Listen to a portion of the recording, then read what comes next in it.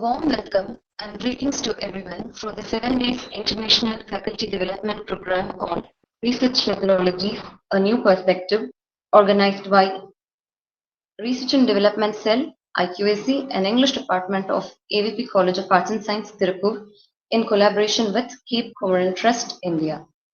As a saying, alone we can do so little, together we can do so much. In concord with Cape Comorin Trust, the R&D cell of AVP CAS had successfully organized various international FAPs and international conferences with 2 years of MOU bonding. We here stand grateful to Dr. R.S. Regent Silvest, the founding president of Cape Comorin Trust. We expect a lot more to be organized in collaboration to enhance our knowledge. Moving further, I now request Dr. L. Mahalakshmi Ma'am, R&D Coordinator, Assistant Professor and Head, Department of English, AVP College of Arts and Science, to welcome the gathering.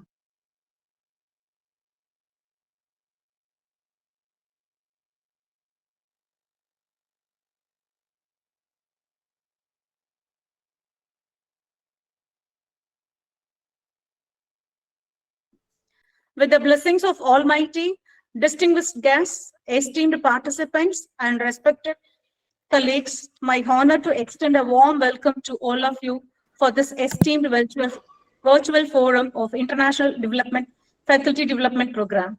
Today, we gather here with a shared purpose, witnessing diverse group of educators from all comers of the globe coming together to enhance their knowledge, sharing, exchanging ideas, and collaborate the pursuit of excellence in education. Now I take privilege in welcoming our Honorable Chairman, Major Donor, A. Karthikeyan sir, for his immense support in all our endeavors. Welcome you, sir.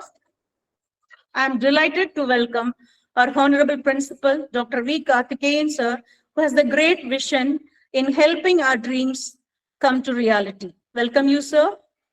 I take immense pride in welcoming our MOU partner, the founder of Cape Comorin Trust, Dr. Regent Silveston, sir, who undoubtedly enrich our collaborative learning journey by providing insightful sessions. Welcome you, sir. And also, I take pleasure in welcoming the MOU trust members for their collaborative work. Next, I welcome the most awaited guest of today's session, who is going to honor the sessions and make us to learn beyond the boundaries. It's my pleasure to welcome Dr. Badrullah Safi, Vice President, International Research and Enterprise, African University, Acacia University, USA. He is going to shower us through his knowledge on role of artificial intelligence in academy and research. It's my pleasure to welcome the second session guest, Dr. Michael Baru, PhD. He has done his PhD in Cartin University of Peru, Master of Training and Development, and Certified Education, and also International Trade Trainer, and he is going to address the topic on US using artificial intelligence for research methodology. And it's my pleasure to welcome the third session guest, Professor Richa Ranjan, Director, Principal Decon, SDD LC, Pankula, India. She is going to deliver her session on best research methodologies for quality research. With this, I welcome all our honorable guests for spending their valuable time with us. I immensely welcome the learned fraternities from various countries joined in the virtual meeting to delve into various topics for every individual's personalized learning. It's my pleasure to welcome the heads of various departments, faculty members, and R&D coordinators for the rendering evergreen support, and also extend my sincere and warm welcome to the non-teaching faculties, IKC coordinators, and once again, I welcome you all with my sincere thanks. Thank you, ma'am, for your earnest welcome address. An optimist is one who makes opportunities of his difficulties. The title that suits him is a character of an honest man who pursues firmness and virtue enough to maintain the most enviable of all titles. One such maiden personality is our respectable chairman, Rotarian, past district governor, major donor, Mr. A. Karthikeyan, sir. May I have privilege of requesting him to preside over the function and render the presidential address. Thank you, Mritala, for introducing me. Thank you, Department of English, Dr. L. Mahalakshmi. And I have, are you audible, madam? Yes, sir, you're audible. You're audible. Okay. Thank you. At this juncture, I have to thank our Dr. R.S. Regent President, Catcomer and Trust, for helping our institution to go further. At this moment, I have to congratulate and I thank and welcome Dr. V. Kadresan, sir, principal of our AVP College of Arts and Science. Always, he is young and sportive. Hope this year he may bring some changes among the faculties. At this moment, I have to thank on wholeheartedly Capcomer and Trust, Regent Silverset, President. Every day, every year, he takes much care about this faculty development program, research and methodologies, and new perspective multidisciplinary area in the area. Various faculties from various part of the world, they are taking part, and mostly that they are spending hours of time with us. That is very, very important. It is my request to our faculties that it's very hard to take the appointment of such a renowned peoples. So that my request to all the faculties of our AVP College of Arts and Science, it is everything. It makes a man perfect when we learn everything. So that they are all from renowned institution all over the world. They are all going to take part and they are going to share their views and share their ideas, share their knowledge, so that it is our ultimately we have to be in the receiving end. We should know and we should explore and we should experiment all the ideas what they are sharing to us. So that I request once again all my faculties to receive whatever the message what they have given and experiment in the college, in the classroom, so that you will also be one among the faculties that we are seeing. A lot of faculties have been incorporated by our President Regent Silset, Dr. Regent Silset. So that I just wish all our faculties to be renowned faculties. So that wish you all good luck. I thank once again on bottom of my heart as in a management of AVP CAS that Dr. R.S. Regent Silset, sir, President Cap Comrade, for organizing such a wonderful program every year and supporting our institution to grow more and more. Thank you so much, sir. Thank you. Thank you, sir. Thank you so much, sir. Leadership is not about being in charge, but about inspiring others to unleash their full potential. One such leader is our principal, Dr. V. Kadreshan, sir. May I now request him to render his felicitation address to the gathering. Yes. Thank you, Madam. Respected Chairman of AVP Group of Institutions, Rotarian, past District Governor, Mr. Karthikeyan, sir, Dr. R.S. Regine Sylvester, President of Cap Comorin Trust, and distinguished guests of the day, Dr. Bahrullah, Dr. Michael, and Dr. Richard Ranjan, and the coordinator of the event, Dr. L. Mahalakshmi, Head and Associate Professor, Department of English, and the esteemed participants of this international FDP. A very pleasant evening to one and all present here. So it is my great pleasure and honor that I extend my heartfelt congratulations to all those gathered here today for the International FDP on research methodologies, a new perspective. I hope this event serves as a platform to celebrate and also to acknowledge the remarkable achievements and also the contributions made in the various fields or in the various domains. I hope this will be an invaluable opportunity to bring all the scholars together and the scientists and the educators and the academicians and the professionals from across the globe. So this gathering will not only focus on collaboration and exchange of ideas, but also It showcases the various research works that has been done in various domains across the globe. So I would like to commend all the researchers present here today for their dedication to advance their knowledge and also to improve their significant contributions in the respective fields. I also extend my appreciation to the organizers and also the sponsors of this international FDP. So I encourage all of you to engage in the meaningful discussions and also forge towards the new collaborations, and you make use of this immense opportunity that await you during this esteemed gathering. I wholeheartedly congratulate all of you to make this event a successful one. And also I thank you and wish you all fruitful and inspiring experience at this international FTP. Thank you once again and all the best. Thank you, sir. Now it's time for the FTP to be started. Now I request our chief guest, the first chief guest, to start over the session. So please.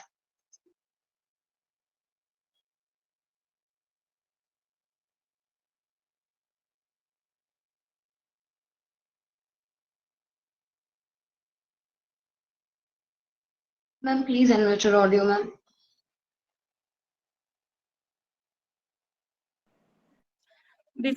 Before going to our guest session, absolutely we should all know about our special resource person, Dr. Barullah Shafi. Barullah Shafi sir is Vice President of International Research and Enterprise at Akaya University, Azonia, USA. He is visiting research fellow at the University of South Wales, UK, and academic business consultant at Miracle, Berlin, Germany. Dr. Safi sir is also a member of the editorial and advisory board of various international journals and different organizations, including International Journal of Social Sciences and Education, Turkey, International Journal of Management and Technical Research, India, ETCOR Educational and Research Center, Philippines, Bangladesh Business Research Foundation, and also member of International Institute of Influences, Oman, and Global Ambassadors of Sustainability, UAE. And also he has worked as a broadcaster with External Services Division of All India Radio, New Delhi, India, and a Chancellor of Mirwais Nika University. Dr. Safi sir has earned his PhD in management, authored several books, and published several research papers in national and international journals.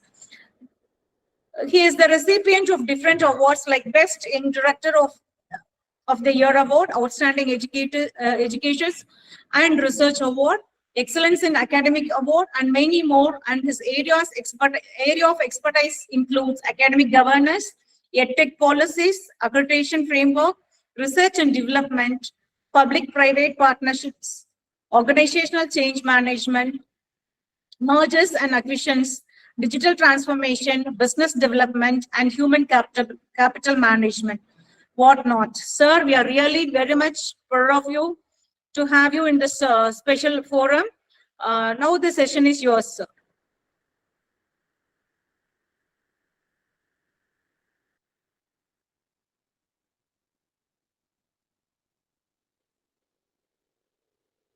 Safi, sir?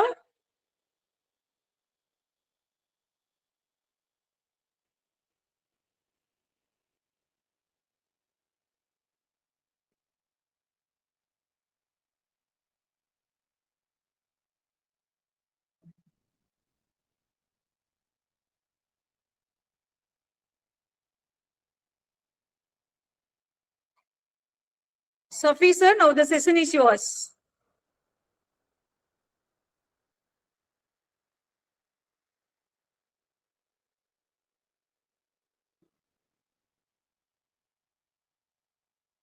Sir, Rajin, sir?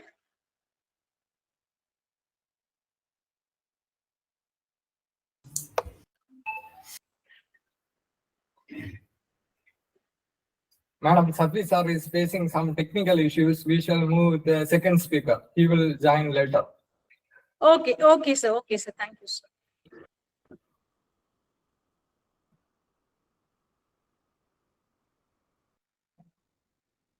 Dear participants, we'll go with with the second session speaker, our esteemed guest, Dr. Michael Baron, sir. Devi ma'am? Ma'am, yes, ma'am. Yes, ma'am. Now you can introduce about our resource person, Dr. Michael Baron, sir. Yes, ma'am. Sure, ma'am.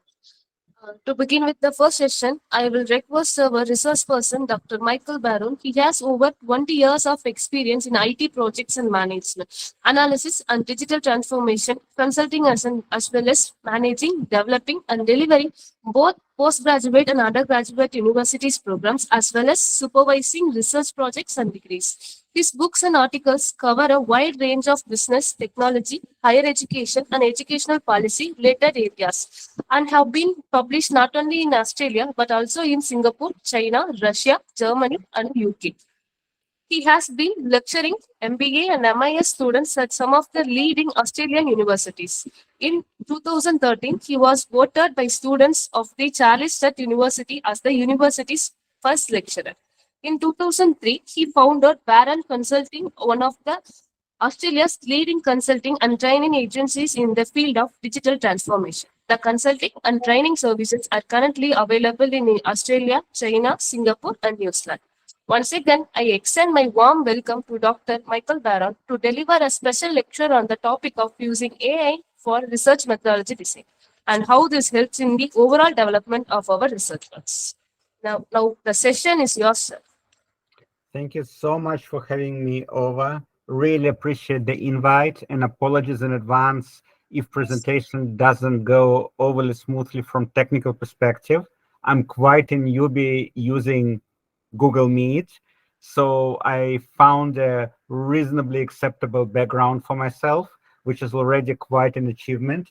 And also, before I start, I would like to congratulate my Indian colleagues and peers on the outstanding success of the Moon mission. I think it's a great achievement, not just for those who were directly involved, but for the entire scientific community of India at large. It just shows how rapidly the scientific research and scientific thoughts are advancing all over the globe and how far you have advanced. Now, to my topic, a bit of a background how I got engaged in artificial intelligence. I'm a digital transformation specialist, so I never really wanted to make things too technical. I never really wanted to give myself headache by embracing too many of the emerging analytical technologies, simply because I see myself as a humanities person rather than a technical person. However, it turned out that in the light of COVID, in the light of the growing importance of rapid analytics, in the light of the new information emerging, we really need to embrace AI, and we really need to make sure that we're making the most of the technologies available. Now, let's hope I'll be able to share screen successfully. Let's see how it goes. Am I sharing now?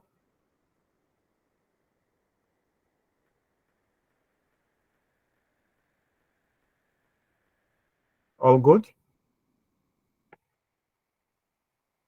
Fantastic.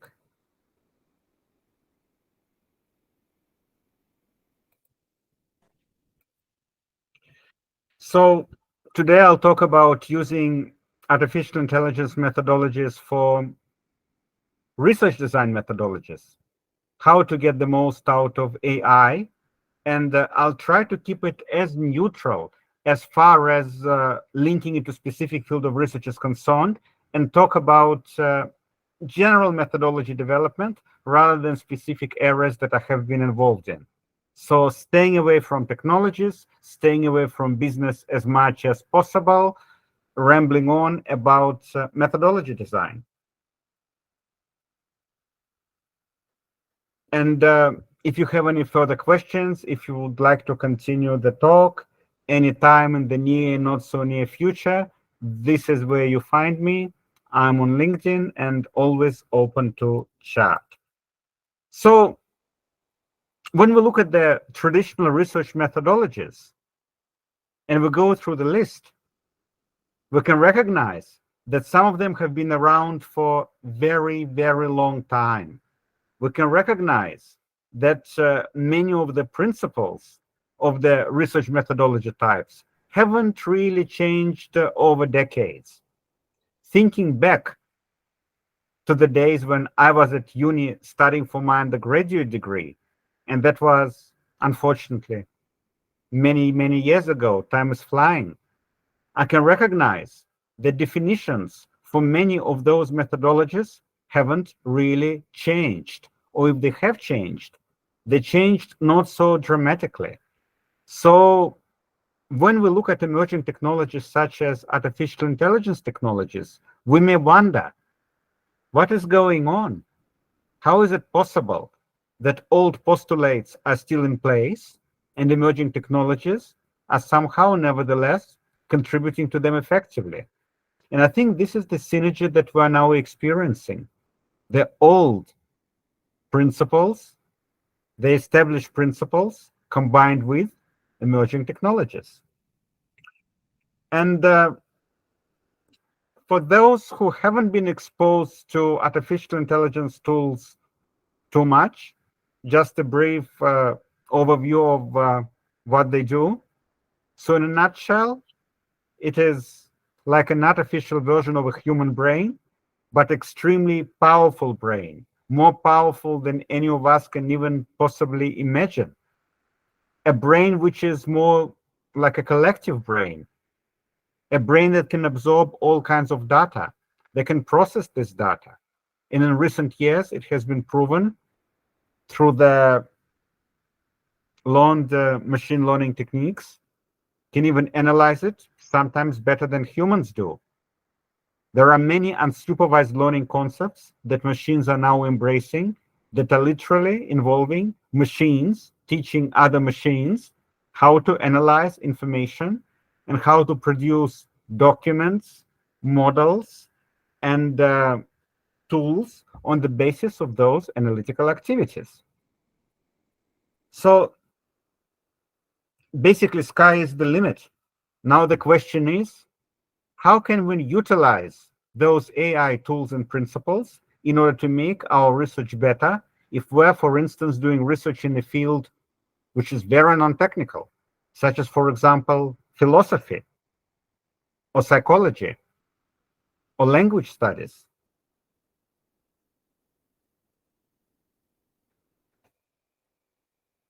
So what I would like to do is to discuss some very specific benefits that we can enjoy irrespective of the field. One of the biggest benefits of AI for all researchers who don't require expert technical knowledge is the concept of process testing. Just a simple example to get started. Traditionally, when working with my PhD students, I had to tell them that before you select a research methodology, you have to consider different methodologies available. You have to think how each and every one of them can be deployed. And based on this, you are going to make your selection. I would never advise them to test all of the methodologies in cases where there were many, simply because it was mission impossible. Because my area is fairly technical, in some cases, the students had choices of 100 to 200 different tools to select from. How do you select one? Doing trial runs. You can't. You haven't got time and resources to do so. What you would do is, you would just consider what the options are, and based on your experience, based on your skills, based on what your advisors are suggestion, pick an optimal option. Today, you can actually do simulation testing for each and every one of them, and it won't be expensive. It won't be technically difficult. It won't take you a long time. You can really test your methodology before getting started with a big study. You are doing research into language studies. You are trying to understand challenges in translating from language A into language B. And there are various translation analysis techniques that have been tested. You're not sure which one to pick? Do your own tests. You are looking at the optimal way to teach. But what is an optimal way to teach? You are doing research into IELTS testing. What are the examples of so-called perfect IELTS speaking? Unfortunately, time of this presentation is limited, so I won't give you any examples of specific projects I've been involved with. But for instance, with my Vietnamese clients, we're currently developing IELTS samples, and IELTS samples are produced fully through AI. AI prepares the scripts, and of course, AI prepares the recordings. Because when we started recording based on AI scripts, we realized that machine actually speaks far better English than each and every one of us. We all come from international backgrounds. We all have a variety of accents. Machine does not. So perfect IELTS speaking examples. So testing is one dimension where we can truly, well and truly benefit from the AI methods. Moving on, and also apologies in advance if there are some questions appearing in the chat, because unfortunately I'm, as I mentioned earlier, fairly unskilled with the screen sharing in Google Teams. So unfortunately, I'm not able to see anything other than my screen right now while sharing. So I'll definitely look into the questions later, and please don't hesitate to interrupt me at any point in time to throw questions my way. Anyway, so moving on to model testing. How can we use AI to test different models? Again, it is the speed and the range of the options available that we can enjoy.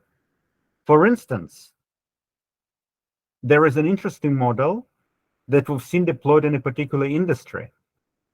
But is it suitable for other industries or not? Surely, for a human brain, it would be impossible to go through industries one by one, religiously apply the model, and see how it works.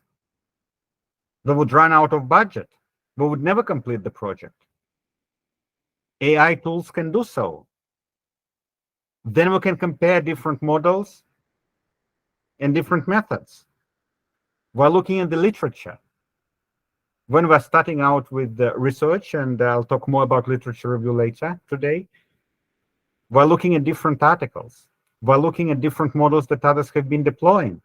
We can quickly see what they've done, and we can quickly see how those can be compared against one another. What are the common features? If some features are common across those studies, we can do the comparison across those features. So this is really nice. And of course, model application optimization. We already have a model that we want to apply for our research. But what is the optimal way? We can play around with the AI tools a bit and see which way is optimal. So once again, saves us time and improves accuracy. And what I particularly enjoy is when I see AI tools applied outside technical fields. Because, to be honest, when growing up, I was one of those who was easily intimidated by technologies. My first degree was politics and economics major. It's only late in life that I had to embrace technologies. So I noticed that many researchers coming from non-technical skills sometimes traditionally felt intimidated by many of the tools.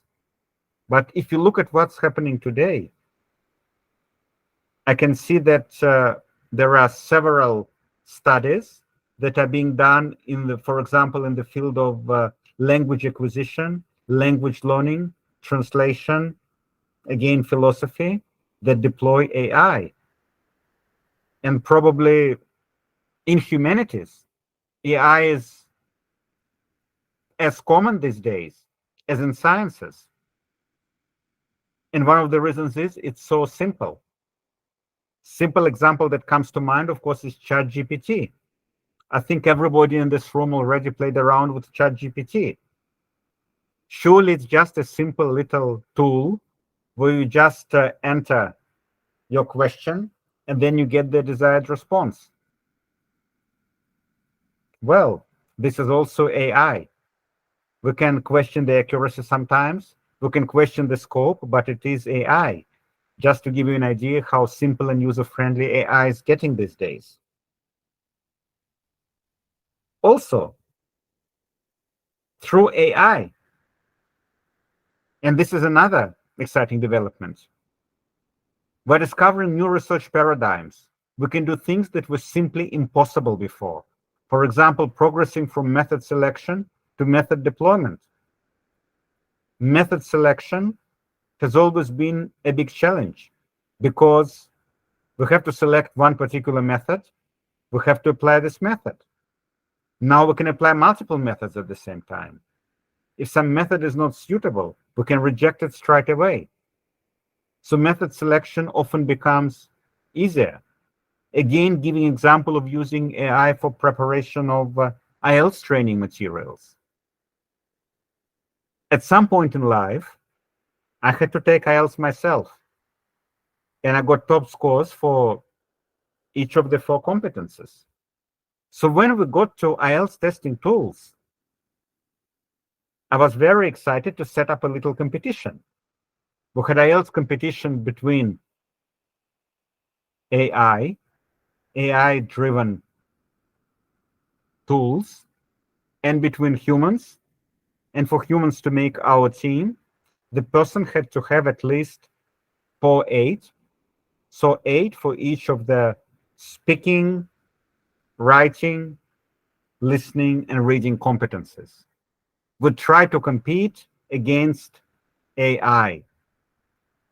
I think you know what the result was. We had a panel of experts reviewing our performances, and let me tell you, we failed reasonably, comfortably.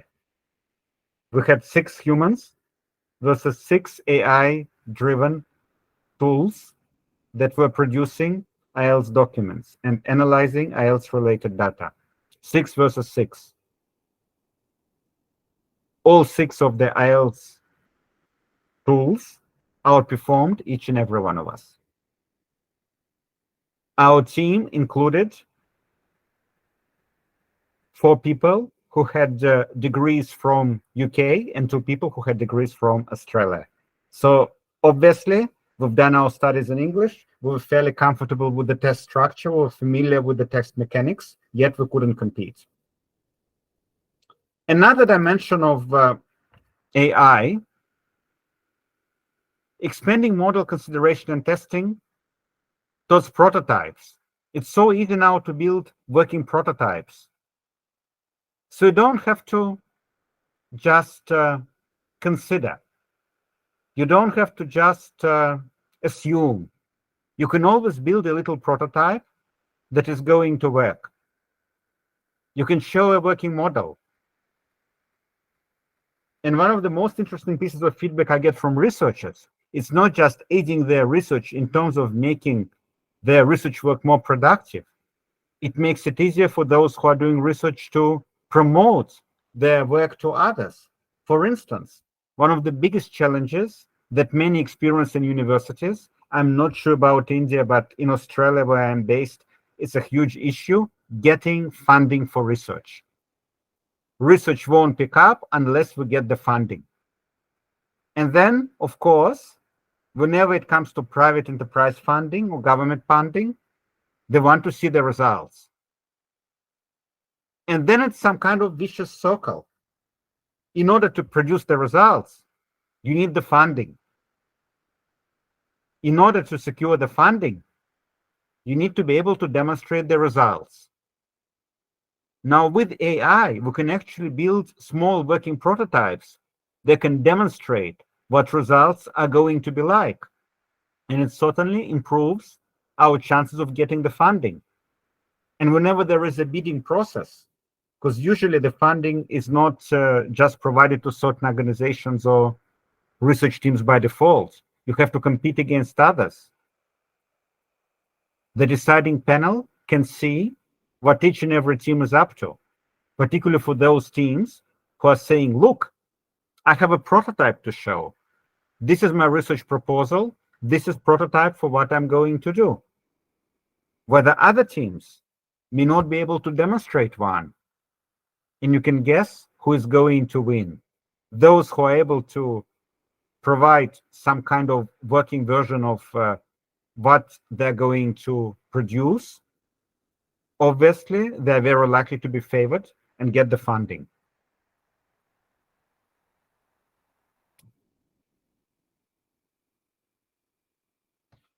Moving on to sentimental favorite of mine, predictive analytics, and using it as a research study driver.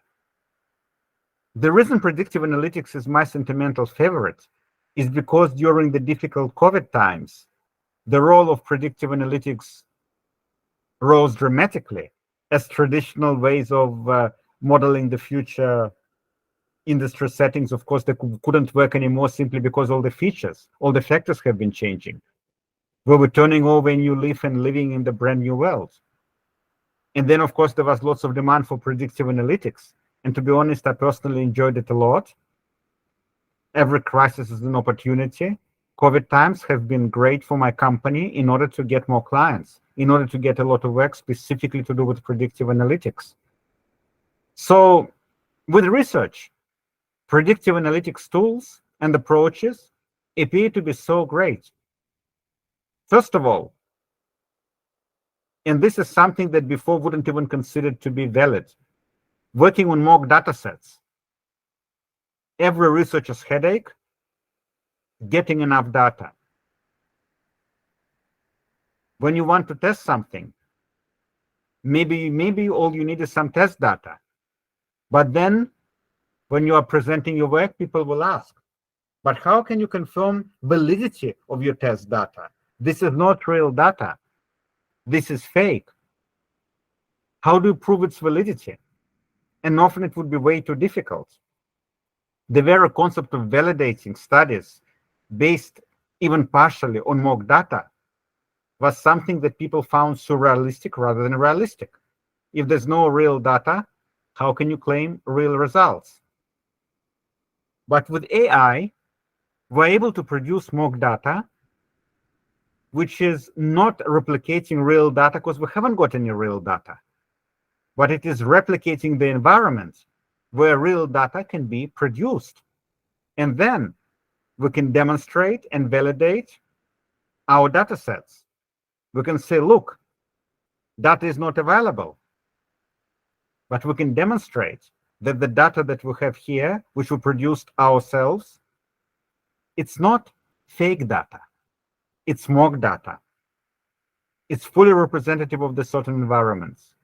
Therefore, we can work with it. And it really helps. It really helps in many cases where the data is either not available or expensive or extremely difficult to access. Of course, word of caution, whenever you are creating mock data sets, you have to be very sure that your mock data sets are representative of the environment that you are claiming to be researching. Because otherwise, of course, there's a lot of scope for errors. So this is one. The second one is multi-level validation. Because the cost and the speed of deploying AI tools keeps going down, we can validate our research much more effectively than before.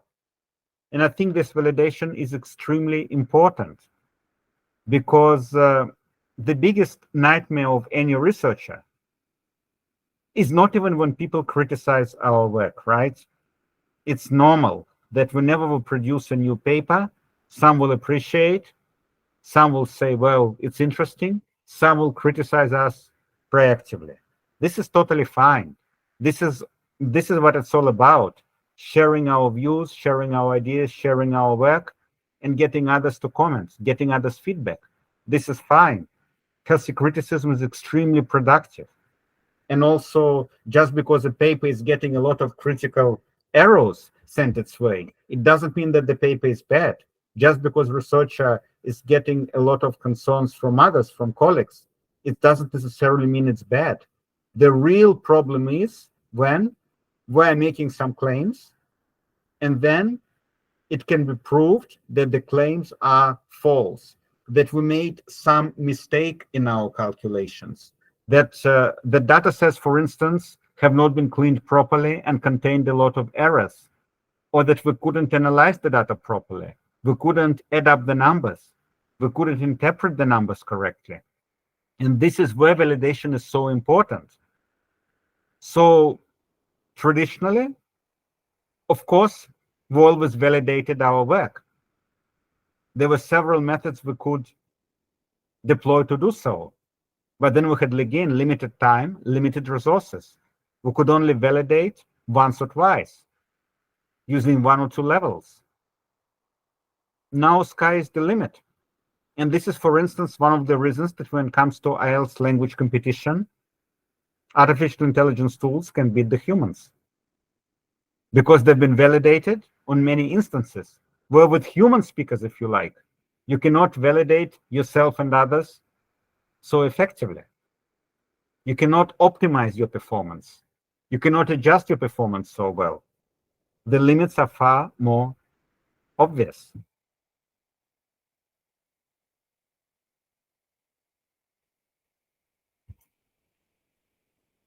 Another advantage is, and now probably looking more on the technical side, improved and faster reviews. I'm program lead for University of Adelaide, an adjunct associate professor at Swiss Business School, but generally my main job is running my company, so I have limited time to devote to university activities. I'm trying to synthesize now, the combination of academic and business activities, but in the meantime, it's sometimes quite difficult for me to devote enough time to academia. But on the other hand, I've been involved in some activities where I feel like my contribution has been hopefully of some benefit to others, and that involved reviewing others' works, being reviewer for some research papers. So when reviewing some papers, I found it extremely useful to use the tools to assist my reviews. For instance, when it's data analytics papers, I found it extremely useful to run AI tools through the analysis that was sent to me for review. Takes literally from minutes to hours to confirm, but at the same time, it certainly provides a very clear picture of whether work is valid or not, whether the methods used are optimal or not. Likewise, with the PhD students I'm working with, it makes our work much easier. Once we discuss the method and establish what the review tools are going to be, when they're done, we sit down together, we run the reviews. It works fast. It's accurate. Needless to say, of course, human touch is essential. However, if we use the tools smartly, it can certainly improve our research methodology and validation a lot. So likewise, validation of the processes, of course, very good for demonstrating to others that what we're doing is actually reliable. And if people want to prove us wrong, despite all the AI-powered validation that we've done, fine, do your own analytics, deploy your own tools. You are welcome to find faults in our work. Personally, I'm much more comfortable sharing my work with others if I've done more testing. I don't want to put my name on a paper. I don't want to put my name on a project which will prove to be of poor quality. I don't want to let others down. Likewise, I'm sure majority of the researchers think about the same concerns, and the approach is very, very similar.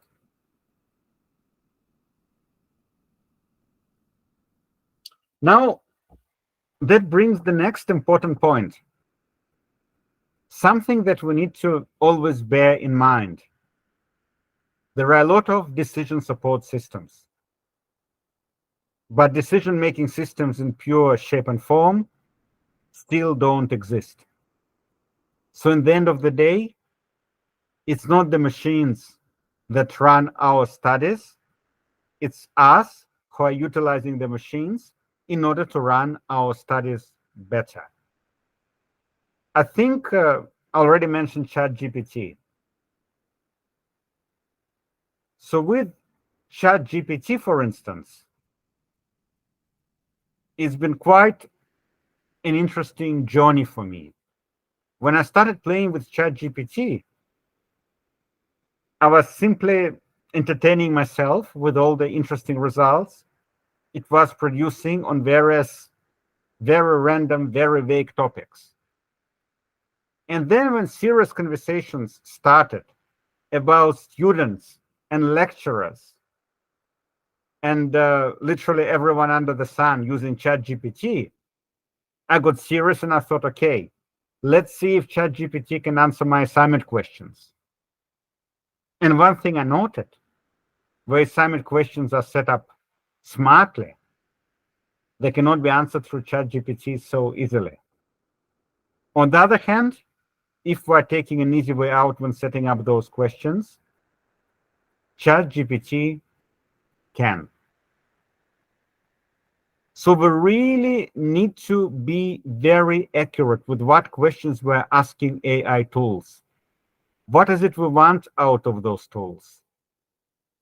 Do we ask optimal questions? When we ask open-ended questions, are there ways to interpret it which are different from ours? Are the tools we're using up to date? For instance, with ChatGPT, as you know, with many versions, the data sets that they're using are not up to date. So we really need to have human control mechanisms for all the L-generated documents. And I would like to particularly highlight qualitative analytical functions, which may be difficult for artificial intelligence tools to complete. Some particular kinds of analysis, with all due respect to those who are behind the tool's development, they're not performing so well. Not just yet. Some time ago, I would say some qualitative assessment tasks are going to be way too difficult for machines to master. Times are changing. Today, I would be very careful claiming so. We don't know what the future holds. In future, possibly, even qualitatively, AI models are going to be working so effectively on our data sets, and AI tools are going to be able to produce all kinds of answers. But as of now, human control mechanisms are still essential. And I think if we're going to argue whether they're going to be essential in the future or not, it's probably going to take our discussion way away from even science towards futurism. Sorry, in one slide I almost skipped when it comes to using AI for research methodology. Another dimension where AI is particularly useful, of course, is literature review, optimizing literature search and analysis. Every researcher finds literature review to be one of the arguably most time-consuming processes. For those who come into their research degrees and research projects from industry, and this is my story, literature review was also initially the most boring part, the most difficult part, because the very concept of providing academic support, validating your statements, validating your methodology in a formal way is not something I was so accustomed to in the industry. Well, with AI tools, literature review can be prepared much better, much faster. And as you can see, I'm not a particularly big fan of out of all the tools of ChatGPT. But for literature review, in many cases, ChatGPT is really perfect. And probably it is one area where at the base level, ChatGPT can outperform humans. When I say at the base level, literature collection, summarizing the literature. As far as comparison of different sources is concerned, as far as analytical activities that we need to carry out on the literature are concerned, I think humans are still ahead, of course. So I'm very entertained when people say, gosh, no point giving students assignments. No matter what assignment we give them, ChatGPT is going to solve them. We ask them to write an essay, ChatGPT will write an essay for them. I think if ChatGPT can do it, the ball is in our court. Why are we giving students such an essay? Why not give them an essay which cannot be fulfilled through such a trivial way? We need to set our questions accordingly.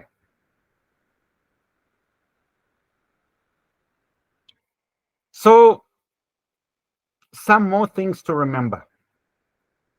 AI is not a tool. There are many different tools. So when we talk about AI, we don't talk about ChatGPT. We don't talk about language processing tools. We don't talk about specifically machine learning tools which focus, for instance, on supervised or unsupervised learning technologies. Nothing like that. It's all about the concept and how we deploy this concept. Which tools we're going to use, again, is up to us. And different industries are now developing tools which are dedicated specifically to their industry, that are tailored to their needs. So many AI tools specifically for language teaching and learning, or for language studies. So many AI tools developed specifically for the finance industry, for banking sector, for insurance. So we need to understand what are the best tools for us to use, understanding what updates are essential, and engineer those updates or request those updates, because when I say engineer, it doesn't mean that we need to be the ones with the technical knowledge to do so. Understand how to run the tools, understand how they work, and what are the pitfalls where the accuracy may potentially get compromised.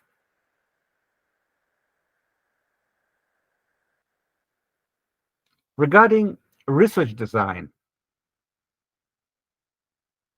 well, particularly for new researchers, AI tools can actually be great trainers because when it comes to frameworks, when it comes to models, when it comes to structure creation, they will religiously follow the required structure, something many new researchers do not. And even experienced researchers sometimes have difficulty complying with the required formats. I remember how I was going back to research after a while, and there's been some gap between me completing my initial set of university studies and me returning to university. And now that I look back, I realize it was quite a difficult journey, because once you're out of the research field of your choice for a couple of years, going back always involves struggle. You forget some things. Some things you don't forget, but they just get updated. Some strategies, some methods get updated. Even the language in which research paper is supposed to be written is changing. When I'm thinking about the papers that I was studying with 30 or 40 years ago, okay, not 40, I'm not that old, 30 years ago, and the way we write today, certainly often very different kind of papers. And of course, I would like to highlight the importance of having good intimate knowledge of the industry that you are researching into. Just because you have the tools, it doesn't mean that you don't need to be a knowledgeable person. The tools are there to empower us. but it doesn't mean that without us being knowledgeable, we're going to get very far. I don't think so. For instance, all the work that we're doing creating AI-driven IELTS materials, all the work that we've been doing would not be possible if we wouldn't be accompanied on the project by IELTS teachers, by IELTS consultants. I'm not a language teacher myself. So would there not be language teachers on my team, I would fail miserably producing any kind of meaningful content.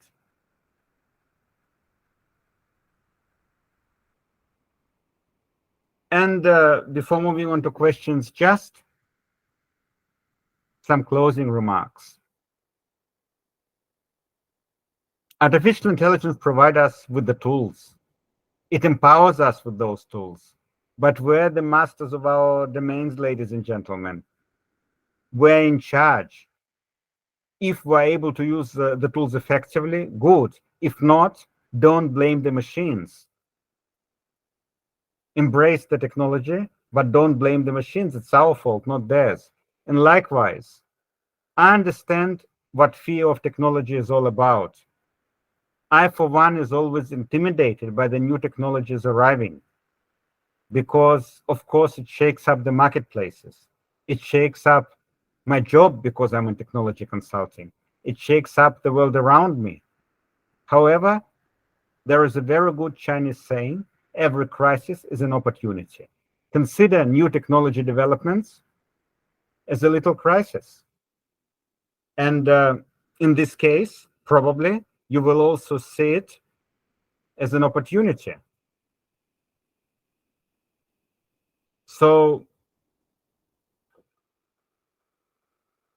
this is what I wanted to share with you today. Thank you very much for your time and consideration. I would really love an opportunity to help you in any way if I only can, answer any questions that you have. Hopefully we can also have some discussion going. And of course, for those who want to continue interacting, I'm putting my LinkedIn in chat. Oops, sorry, I can see the chat function is not available. So let me be creative and share screen maybe with my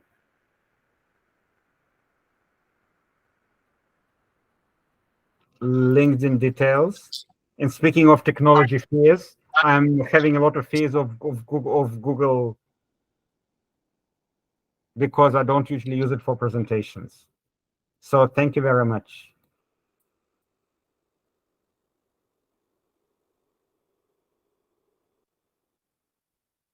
Ladies and gentlemen, if you have any queries, you can ask them, sir.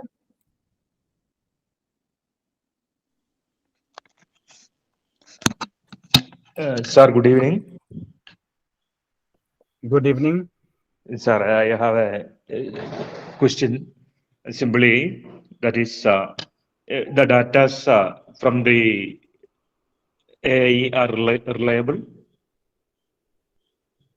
Is AI reliable? This is another test reliable. This is a very good question. First of all, whatever testing we're doing using AI, we are responsible as those behind the tests. You cannot hold, the technology accountable. Humans are accountable. Regarding reliability, they're as reliable as we make them. So if we're making sure that we're using them correctly, if we're providing replication for what we're doing with AI tools, yes, they're usually more reliable than humans. So whenever they fail, it's not because of the tools, it's because we don't apply them correctly. It's just like with the reading glasses. I think the reading glasses is generally quite reliable, but if we don't put them on correctly, if we put them upside down, we won't be able to enjoy the reading. It won't make our reading any better. So the tools are reliable as long as we deploy them accurately and deploy them for the right purpose. For example, using GPT chat, for literature review, for collecting information about literature for literature review, is a reliable technique. But if we start analyzing data using GPT chat, then of course reliability is going to be decreasing dramatically. Hope it answers the question. Very interesting question, by the way. Thank you, sir. Thank you, sir.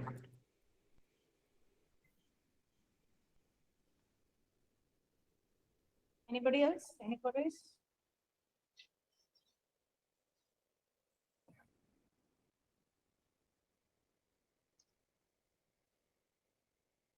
Thank you very much, sir, for captivating and solid presentation. It's been a pleasure.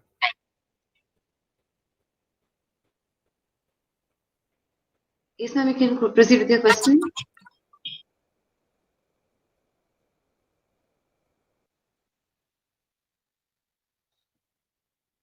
Anybody else wanna ask questions? Thank you very much, sir, for a captivating and solicitous presentation on using artificial intelligence for research methodology design. Moving ahead, I now request Ms. B. Uday, Assistant Professor, Department of English, to introduce the speaker of the third session, Dr. Richa Ranjan.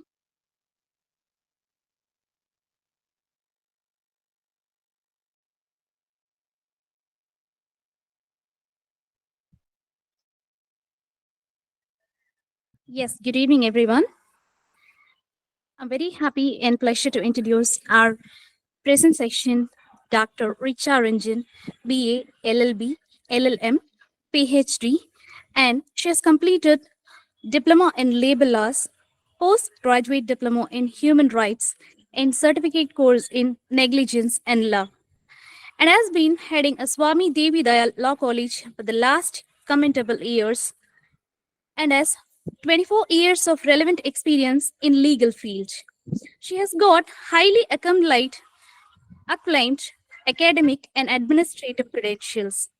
She is passionate about providing education to every class of society and has played significant role in helping the students to develop in essential ways.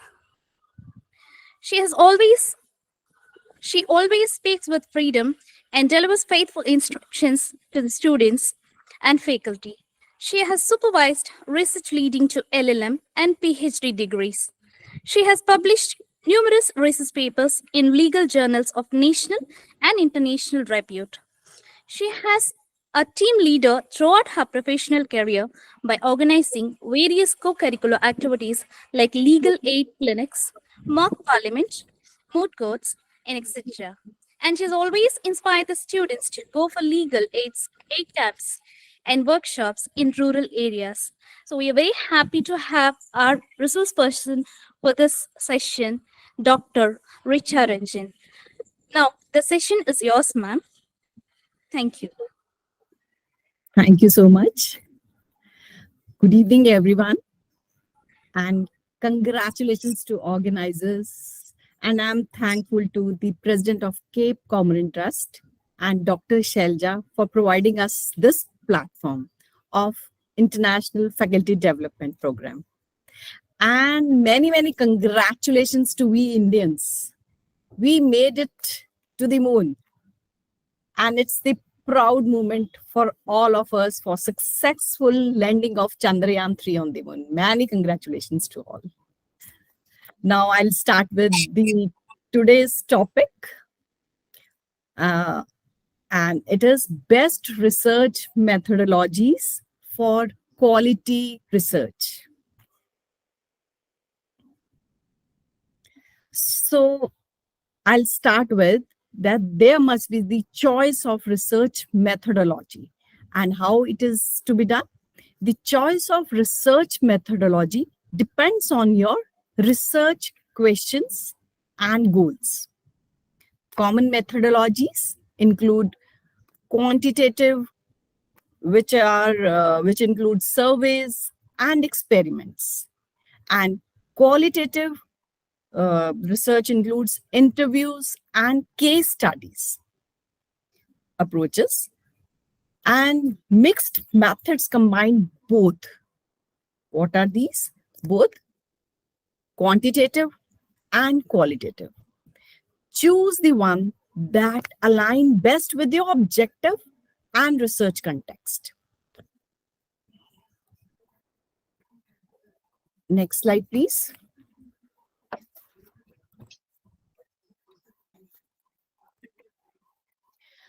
How to describe best research methodologies for quality research. The best research methodology for ensuring quality research involve careful considerations of various factors. So, first factor is clear research question. Define a clear and focused research question that guides your study and helps you choose an appropriate methodology. A clear research question is crucial for quality research as it provides a solid foundation for selecting the appropriate methodology and conducting a focus study. To ensure a clear research question, mic is on of someone.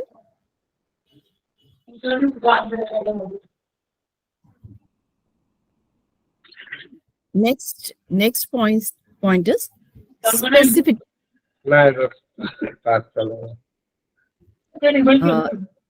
Admin, Participants kindly unmute yourself. Participants kindly unmute. The participants kindly mute yourself.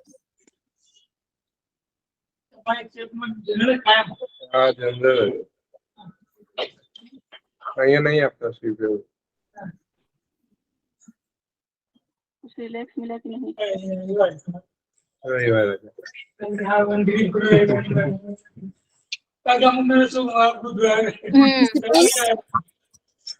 मतलब पहला मांगे लेके अलग दियो से आप आते हो नहीं आप कोई नहीं आ रही हो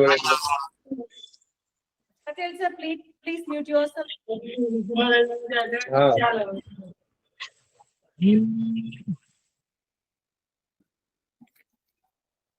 thank you.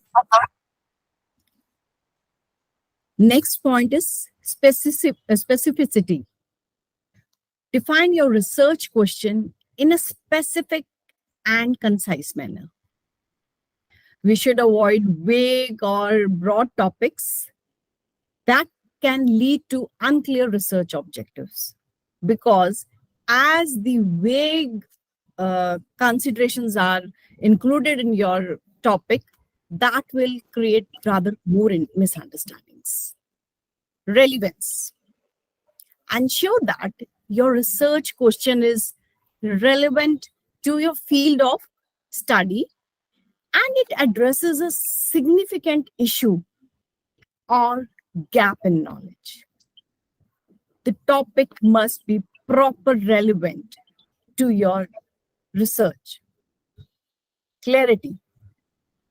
Express your research question in clear language that is easily understandable by both experts and non-experts in the field. It must be in such a form or format that both experts, they should understand it in the clear manner, because experts are already into it, but non-experts, they need to understand in more better. So if you will clear yourself, clear your topic in such a manner, it will be understandable by both the parties. Next slide.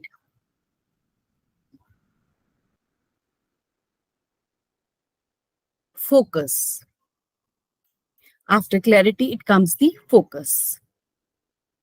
Narrow down your research question to a specific aspect or dimension of the topic. This will help you avoid trying to cover too much ground and losing focus. There must be specific aspect of the dimension of the topic.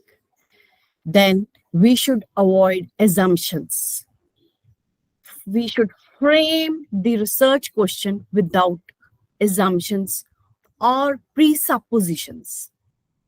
Let your studies finding guide your understanding rather than starting with the preconceived notions. Next.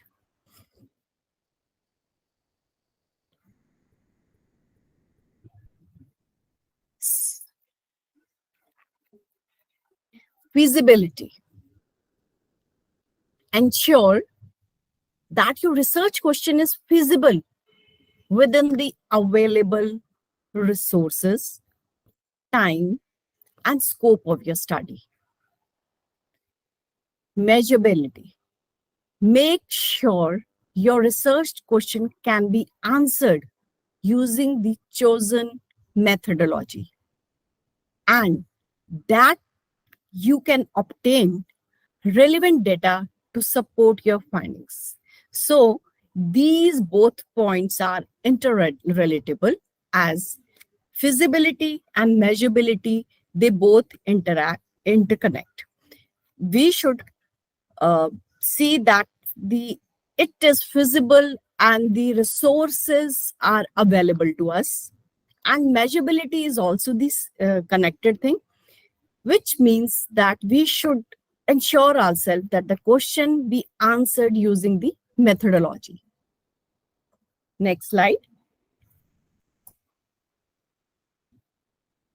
Open-endedness. Consider whether research question allows for open-ended exploration or requires a more closed-ended approach based on your research goals. Originality. While building on existing knowledge is important, try to formulate a research question that contributes a novel perspective or insight to the field. So there must be originality. The existing knowledge must be such type that it should formulate a research question which will be more important to this field. Next. Testability. Your research question should be testable through empirical research, allowing you to gather evidence and draw conclusions. A clear research question should be specific, relevant, concise, and feasible. This is the testability because question must include these all points. It should be specific, relevant, concise, and feasible. It guides the entire research process and helps you select the most suitable methodology to achieve meaningful and valuable results. Method alignment. Ensure your chosen methodology aligns with your research question and objectives.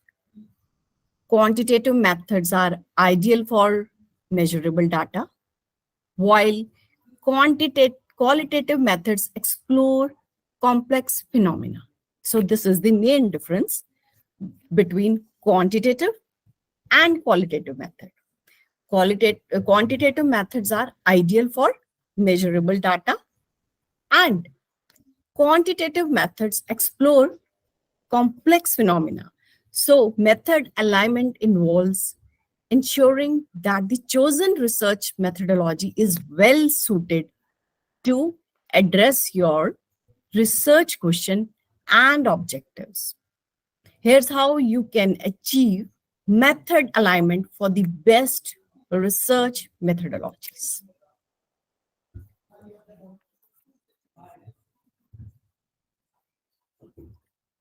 Next slide. Research question compatibility. Assess whether the methodology aligns with the nature of your research question. For example, Quantitative methods are suitable for questions that require statistical analysis, while qualitative methods are better for exploring complex phenomena. Next slide. Research objectives. Ensure that the methodology supports achieving your research objectives. If your goal is to explore participants' perspectives, qualitative methods like interview or focus group might be appropriate. So the research objective should be in clear form. If our goal is to explore the participants' perspectives, qualitative methods, so interviews can be the better form. Next slide.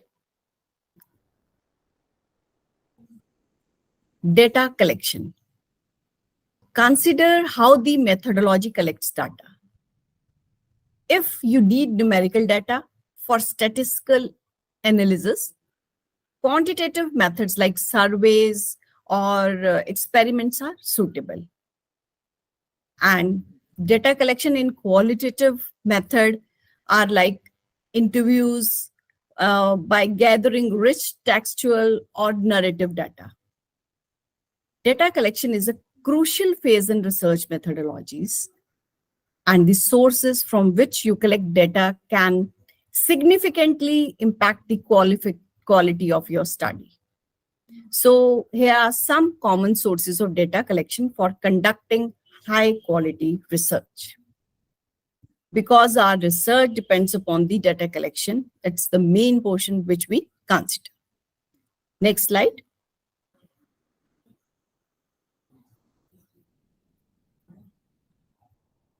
Primary sources. First is surveys. Create structured questionnaires to collect data directly from the participant. Questionnaire must be in such a form that the participants or the persons who open your proper format, they must take interest. It should be in such a structured form. Surveys are versatile and be conducted in person via mail, phone, or online. Experiments. Conduct controlled experiments to manipulate variables and observe their effects. This is common in quantitative research. Primary sources. This is being done, I think so. Next slide. Observations.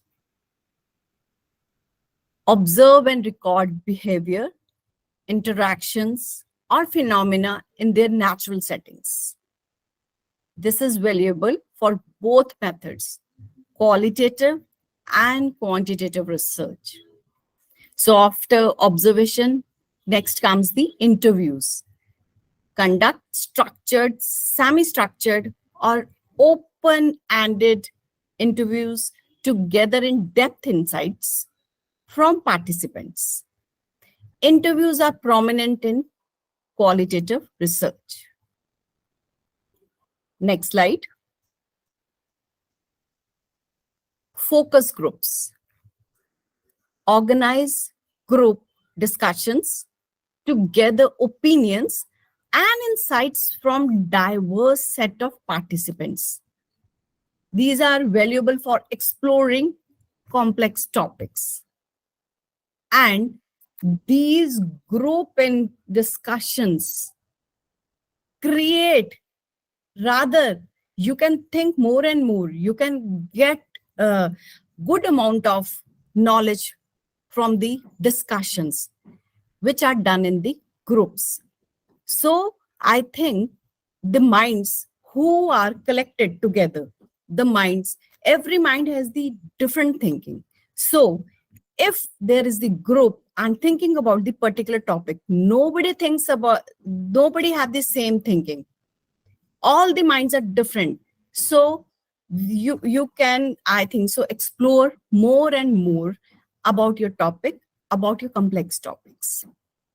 Secondary sources, existing databases, utilize data from existing sources such as government agencies, research institutions, or industry reports. This can save time and resources.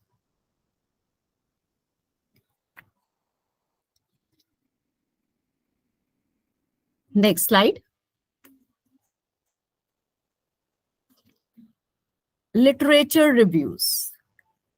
Analyze and synthesize data from previous studies and research articles to build on existing knowledge and identify gaps. Archival data. Extract data from historical documents, records, or artifacts to study past events or trends. Documents. Analyze media content, policy, documents, or organizational records to study societal trends or decision-making processes.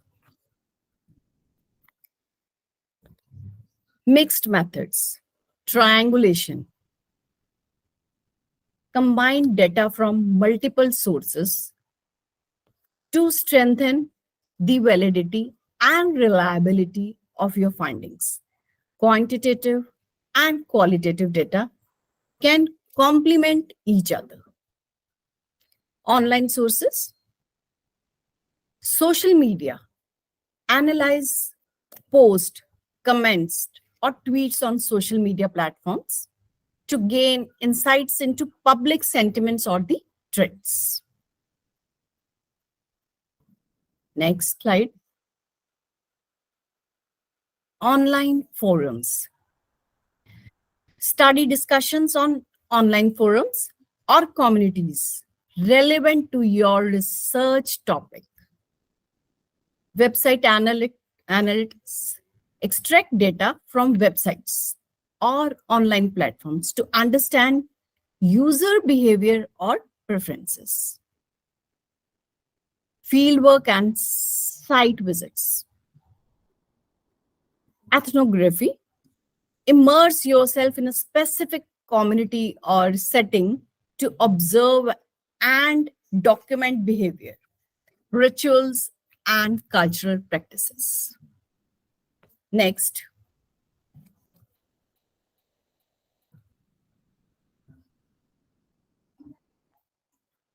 Case studies. Conduct in-depth investigations of a single individual, organization, or event to gain a comprehensive understanding. Scope and depth. Determine whether the chosen methodology provides the level of depth and detail necessary to answer your research question.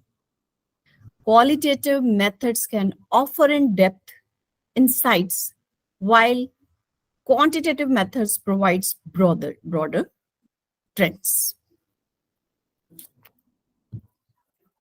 Next slide. Time and resources.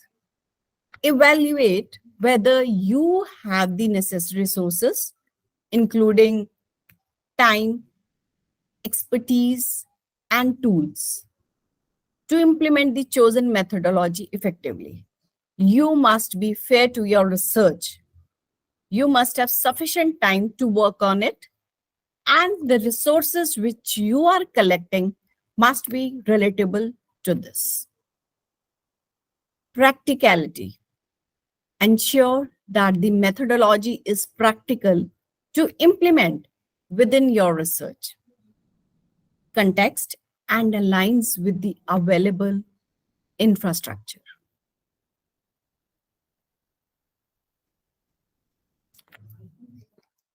Ethical consideration. Consider whether the methodology respects ethical guidelines and safeguards the rights and well-being of the participants. This ethical consideration is to be taken because it can further create the problems. Research tradition. Be aware of the prevailing research tradition in your field.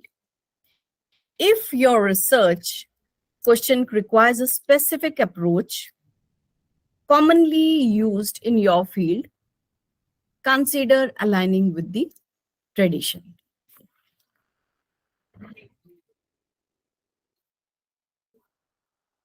Mixed methods.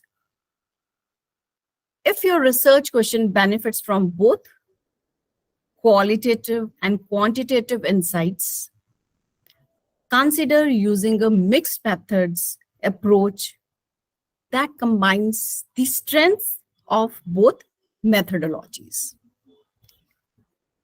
Next is comparative analysis. After mixed methods, we come upon the comparative analysis. For certain research questions, a comparative analysis using multiple methodologies can provide a more comprehensive understanding of the topic. Ultimately, the alignment of your chosen methodology with your research question and objective ensures that your study is coherent, relevant, capable of producing meaningful results. Validity and reliability. Aim for validity means accuracy of findings, and reliability, consistency of result. So what is aim for validity? Clear is accuracy of findings, and reliability means consistency of results. Quantitative research often focuses on statistical validity, while qualitative research emphasizes internal validity through rigor in data collections and analysis. Validity and reliability are critical concepts that contribute to the quality of research methodologies by ensuring the accuracy and consistency of the findings. So validity are of two kinds now, internal validity and external validity. This refers to the extent to which your research accurately measures what it intends to measure. In internal validity, it ensures that your research design and methodology accurately reflect the relationships you are investigating. And in external validity assesses the extent to which your findings can be generalized to a broader population or context. Ensure external validity enhances and the relevance and applicability of your research results.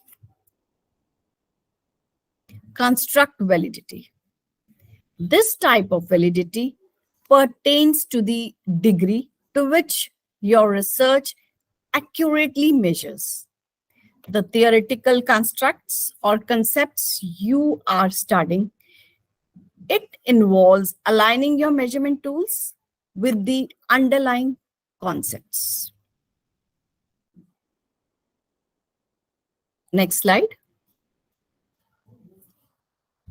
Reliability. Test, retest reliability. This assesses the consistency of results when a measurement is repeated under similar conditions. High test, retest reliability indicates that your methodology produces consistent outcomes over time. Inter-rater reliability. If your research involves multiple researchers or observers, inter-rater reliability ensures that different individuals obtain consistent. Inter-rater reliability ensures that different individuals obtain consistent results when using the same measurement methods. Internal consistency reliability. This applies to surveys or scales and measures the degree of consistency among the items within a single measurement tool. Korkenbeck alpha is a common measure of internal consistency. Cronbach. How they help in quality research. Accurate results.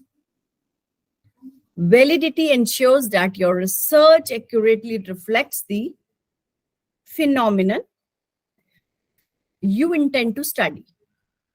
It minimizes the chances of drawing incorrect conclusions due to measurement errors or the biases. Generalizability. By establishing external validity, you can confidently apply your findings to a broader population or context, increasing the practical impact of your research. Credibility. High validity and reliability increase the credibility of your research in the eyes of academic and professional communities. Replicability. Other researchers should be able to replicate your study and achieve similar results, reinforcing the robustness of your methodology. Informed decision making. Reliable and valid research outcomes provide a solid foundation and making informed decisions both in academia and real world applications. Ethical considerations. Validity and reliability contribute to the ethical conduct of research by ensuring that participants' time and efforts are used effectively without yielding misleading or inconclusive results. Incorporate strategies to enhance validity is essential for conducting a rigorous and high quality research that advances knowledge in your field. Sampling. Select a representative sample for a quantitative studies to generalize findings. Qualitative studies often use purposive sampling to gather in-depth insights. Sampling is a critical aspect of research methodology that involves selecting a subset of individuals or unit from a larger population to study. Proper sampling enhances the quality of your research by ensuring that the findings accurately represent the population you are interested in. So here's are the approach sampling for quality research, which we are going to discuss now further. Define your target population. Clearly define the population you intend to study. This could be a specific group of people, organizations, or objects that your research aims to understand. So now you have to choose a sampling method. One is random sampling. Every individual or unit in the population has an equal chance of being selected. This reduces bias and allows for generalizability of findings. Stratified sampling. Divide the population into subgroups. based on relevant characteristics, then randomly sample from each stratum. This ensures representation from each subgroup. Cluster sampling. Divide the population into clusters randomly. Select a few clusters and then sample individuals within those clusters. Useful when the population is large or geographically dispersed. Convenience sampling.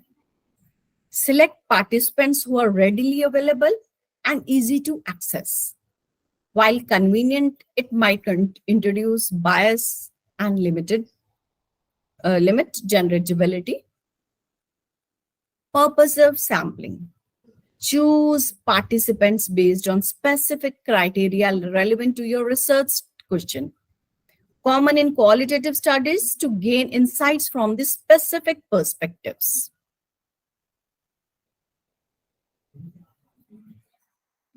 So next is snowball sampling, used in studies where participants are hard to find. You start with a small group and ask them to refer others who meet the criteria. Sample size. Determine the appropriate sample size based on factors like desired level of precision, available resources, and statistical considerations. Larger sample size generally provide more accurate results. Sampling bias. Be aware of potential biases in your sampling method that could affect the representation of your population. Strive to minimize biases that might lead to skewed results. Next is sampling frame.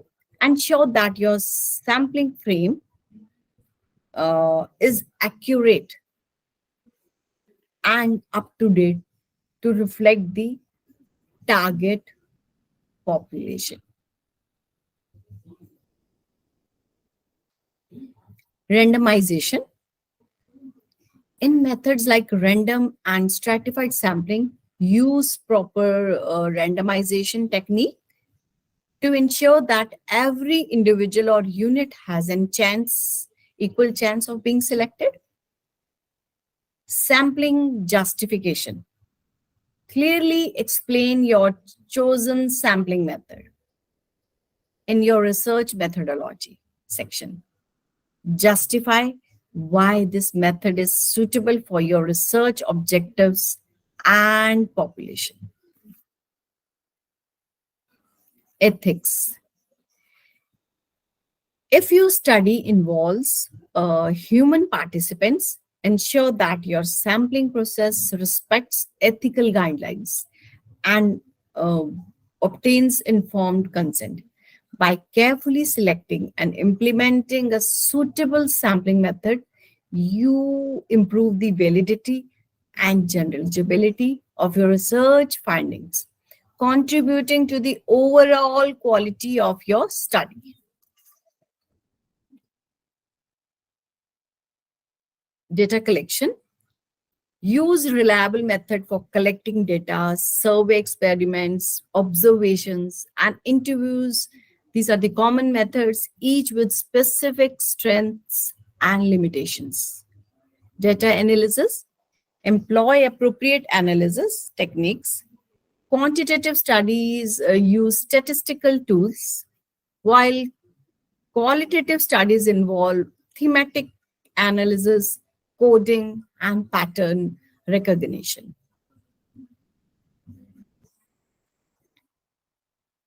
Triangulation. Enhance credibility by using multiple data sources or methods to cross-validate findings. Triangulation enhances quality research.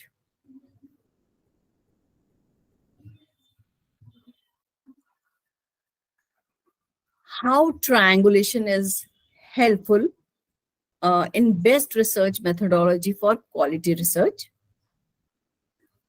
Triangulation in research involves using multiple methods, data resources, researchers, or theories to confirm and enhance the reliability and validity of the findings. It helps ensure a well-rounded and comprehensive understanding of the research topic by reducing biases and increasing the robustness of the result. Triangulation enhances the main credibility and quality of research by cross-verifying information from different angles, which leads to more reliable conclusions and insights. The best research methodology for quality research using triangulation involves integrating multiple research methods, data sources, and perspectives to achieve a well-rounded and robust understanding of the research topic. This may include a combination of qualitative and quantitative methods, such as surveys, interviews, observations, and analysis of existing data. By cross-referencing findings from different sources, researchers can verify and validate their results, enhancing the overall reliability and credibility of the study.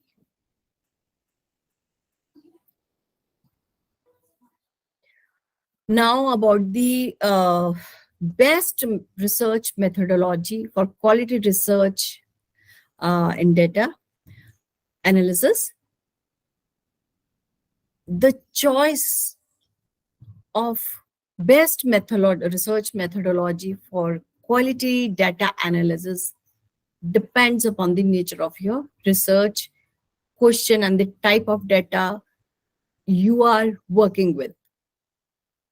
Some commonly used methodology for quality data analysis includes this same thing, the quantitative research. This involves collecting numerical data and analyzing it statistically. It's ideal for studying relationships, patterns, and trends within data. Techniques like regression analysis, ANOVA, and correlations can be used to draw meaningful conclusions.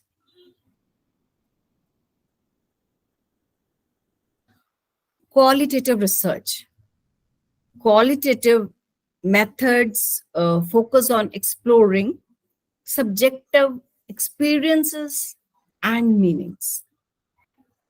Technique like thematic analysis, content analysis, and grounded theory help in uncovering deeper insights from textual or visual data.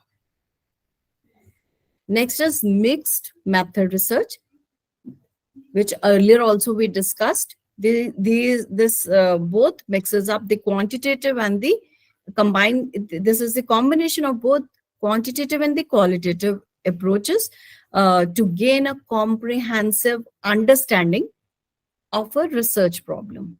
It's useful when you want to triangulate findings and provide a richer context.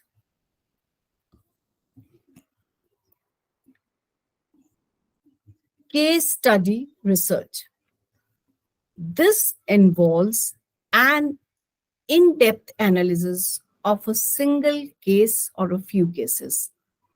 It's valuable for exploring complex real-world phenomena and can include multiple data sources such as interviews, observations, and documents. Experimental research. In experimental studies, researchers manipulate variables to observe cause and effect relationship. So, experimental research, by the name only, the word experiment, it itself denotes what will be done. So, researchers manipulate variables to observe cause and effect relationships. Controlled experiments are used to establish causal links between the variables. Longitudinal research. This involves studying the same subjects over an extended period to observe change or trends. It's useful for understanding development and patterns of behavior over time. After this, next come is survey research. As earlier we have discussed in detail about the surveys and all. So in this, survey involves collecting data from a large sample through questionnaires or interviews. They are efficient for gathering opinions, attitudes, behaviors from a diverse population.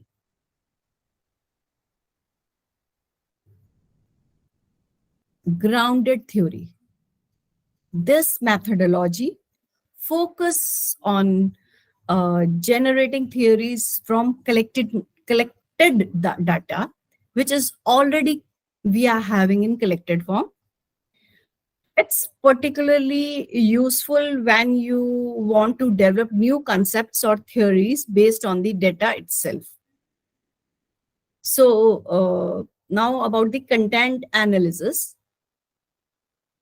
Content analysis involves systematically analyzing textual or visual data to identify themes, patterns, and the trends. So what are included in this content analysis?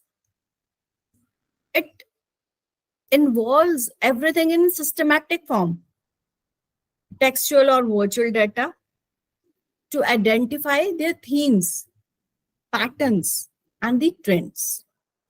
It's commonly used for studying media content, documents, or social interactions.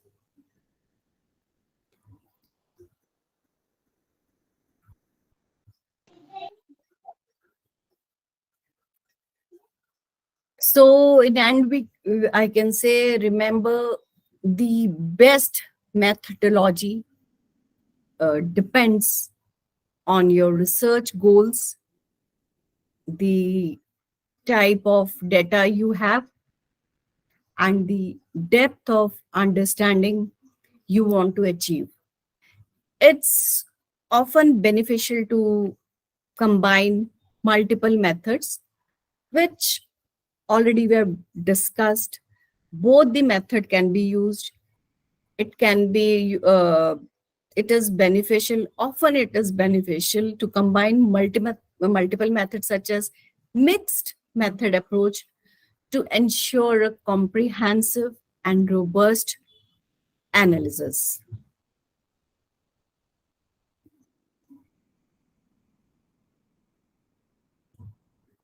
Free research preview. Free research preview may produce inaccurate information about people, places, or facts, ethics, and bias.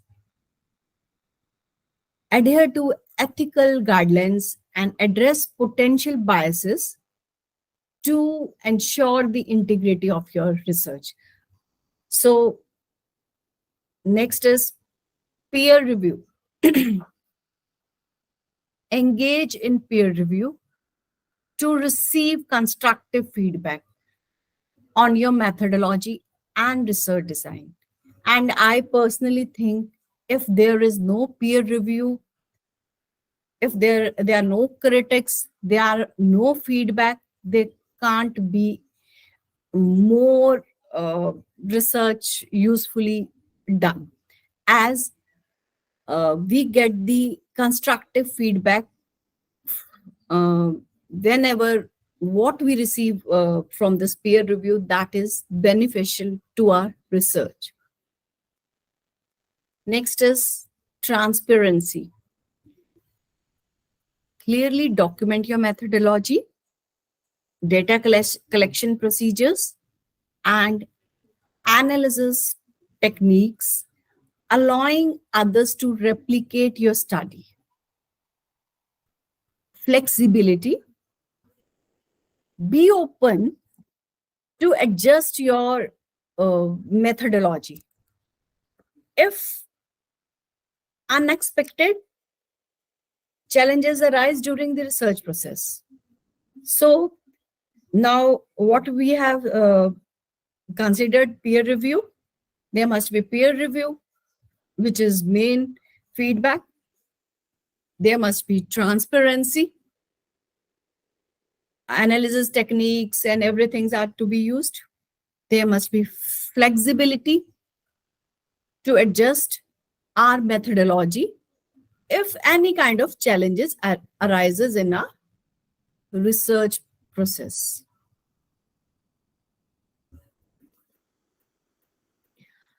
Ultimately, the best methodology depends on your research goals, context, and available resources.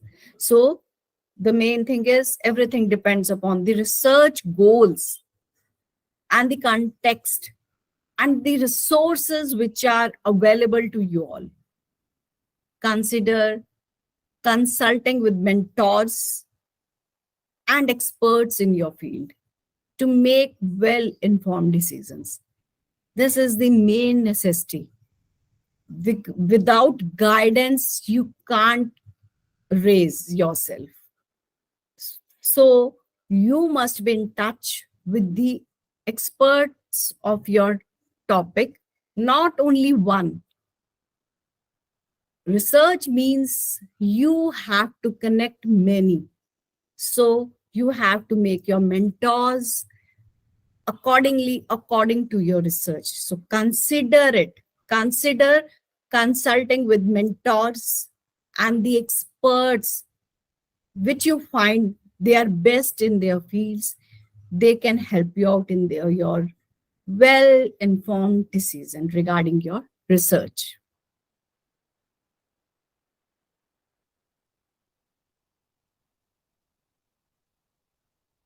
So that's it. That is for the topic for today. Thank you. Thank you so much, ma'am, for your wonderful presentation about the nuances of research. That is very, very essential for every young researchers. That is the need of the hour too. Thank you so much for your crystal clear explanation, ma'am. Dear participants, ladies and gentlemen, if you have any queries, you can ask from ma'am.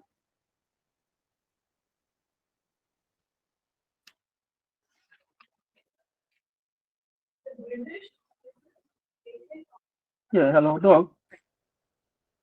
Yes, sir. Please come up with your question. Yes, good evening. I'm Ibrahim. Thank you for your awesome presentation. I have really learned a lot from you today. My question is, if my memory serves me right, during your presentation, under focus group, you didn't highlight on ethnographic research. Would you throw a little light on it and why it is needed now in this 21st century, ethnographic research? Thank you.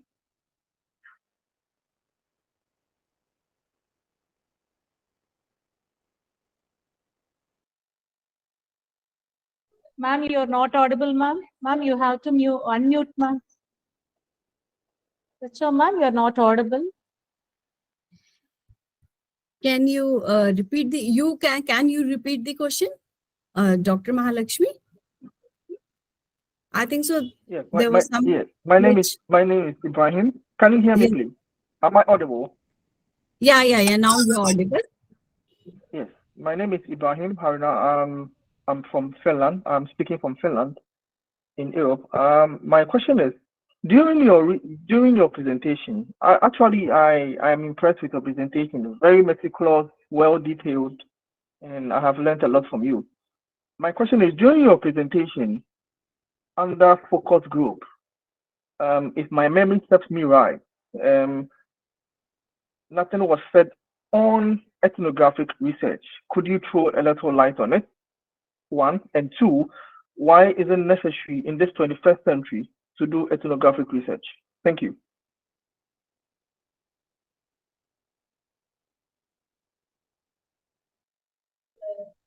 Ma'am. Richa ma'am.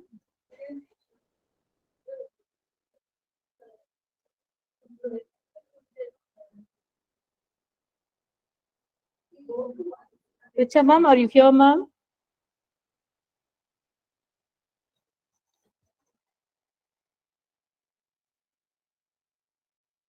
Mahalakshmi ma'am, maybe she is facing some technical glitches. Okay. Yeah, she came back. Our first speaker is also waiting for his turn. Yes, ma'am. Yes, ma'am. Yes. Richa ma'am, are you here, ma'am? Will you answer for the last question, ma'am, asked by the participant?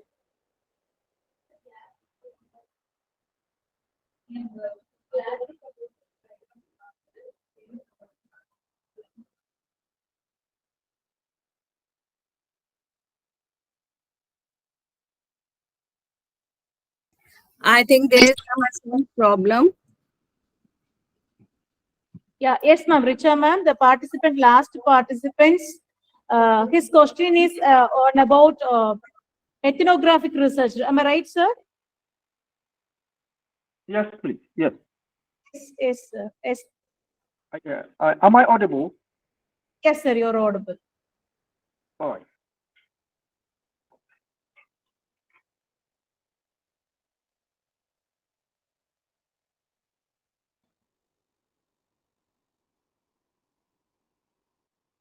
Sorry, sir. Due to some technical glitches, our resource person is not available now. We'll get the answer through mail, sir.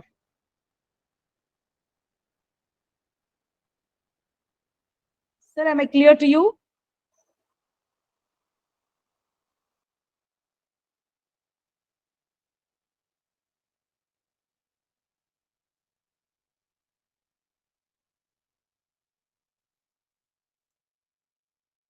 Now, shall we move on to the next session, dear participants? Yes, please, can she share her email ID so we can contact her later? If she can share her email ID, we will appreciate it. Thank you. Yes, sir. Yes, sir. Thank you, sir. Thank you so much, sir. Now it's my pleasure to welcome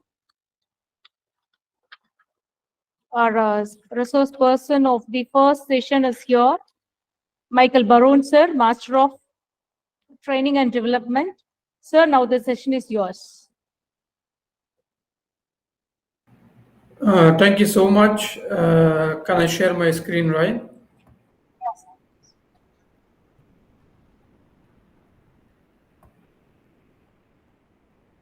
I'm Sailaja, ma'am. Will you make sir to share his? Yeah. Yes, I shared my screen. Is it visible for everybody? Yes, it's visible. It's visible. Okay, thank you so much. Very good evening to everybody and good morning to those who are living in different parts of the world. I'm Dr. Safi, Vice President for Acacia University, USA, which is part of Westford Education Group. And I thank the organizers and all the speakers, resource persons, and all the participants. And it's a great pleasure for me speaking today. And I will be speaking on a role of artificial intelligence in academic research. As we know, the role of artificial intelligence in academic research has gained significant attention in recent years, especially after COVID-19. The attention towards roles of artificial intelligence in academic research has boomed, and many different organizations, universities, institutions, investors, governments, NGOs, like different stakeholders pay attention to the role of artificial intelligence in research, like how artificial intelligence can give us better research outcomes and how artificial intelligence can save time, energy, and resources.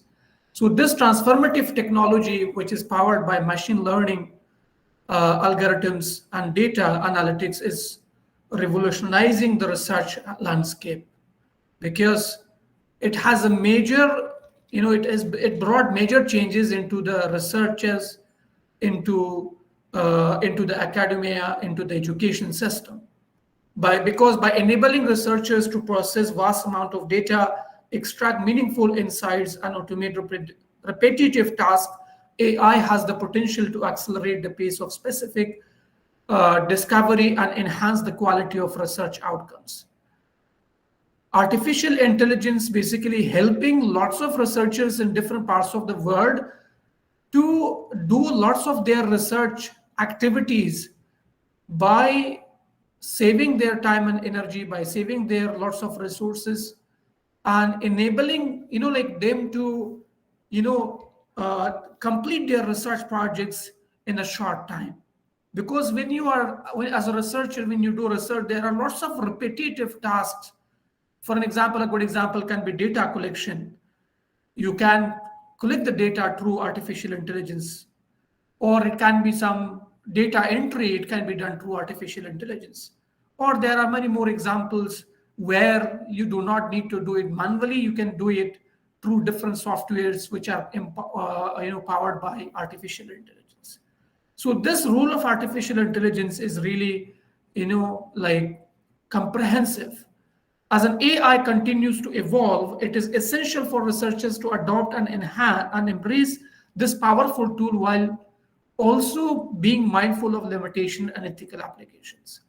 Recently, we got a research paper from one of the students, and we just typed in chat GPT, and we asked that, did you write this research paper? The chat GPT said yes.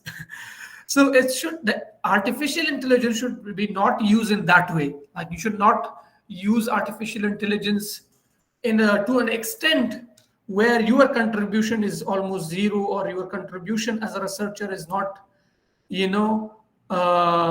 remarkable.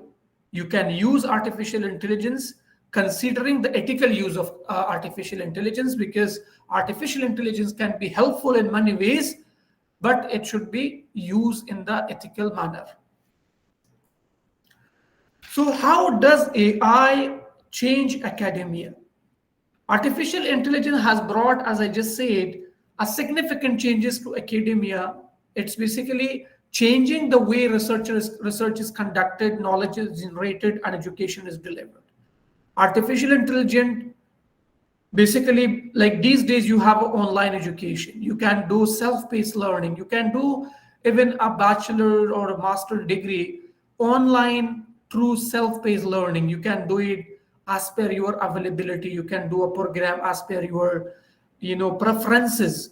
You can do lots of things today with use of different platforms, softwares, which are powered by artificial intelligence. So that is how the things are changing. Today, lots of universities in this part of the world are introducing online education.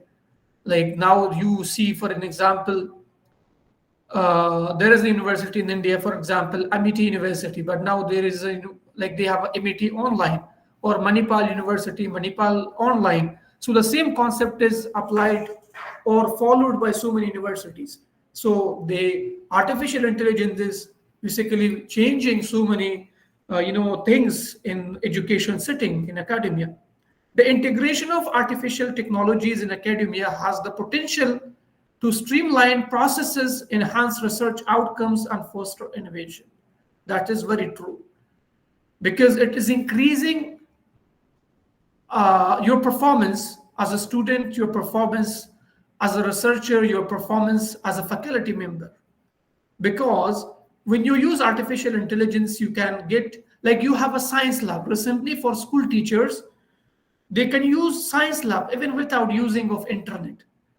Like there is a software science lab without using of internet. You can do lots of chemistry, like physics experiments in that artificial intelligence, empowered software without, going to big labs, which is, like expensive labs. Even like some of them are very much, like because of due to some, hazardous materials or chemicals, even might be very, like dangerous for the students. So this artificial intelligence lab can help students to perform different, experiments, to understand different, curriculums, to know the real life examples through use of technology. One of the primary way of artificial intelligence is basically changing academia through data analysis. Researchers can leverage AI to analyze vast amount of data quickly and efficiently. This enables them to identify patterns, correlation, and trends that may not be easily basically used by traditional methods. So artificial intelligence are basically helping in big data when you are organizing data, researches at a country level or at a national or at international level, when there are big projects, when your population is so huge. So you can use artificial intelligence to collect the data, like chain of hospitals, when they want to like use their customer preferences or their customer like, dislike, customer feedback. They can just do it by installing a machine there, and the customers can basically register them while getting the appointment for the doctor. They can register and they will receive a token, and with that token they ask you to submit a feedback. Or supermarkets or big malls, they always ask you to submit a feedback, whether you are happy, not happy, satisfied, dissatisfied. So with that small machine, which is AI empowered, they can gather lots of information from their customers, which can make the work much easier.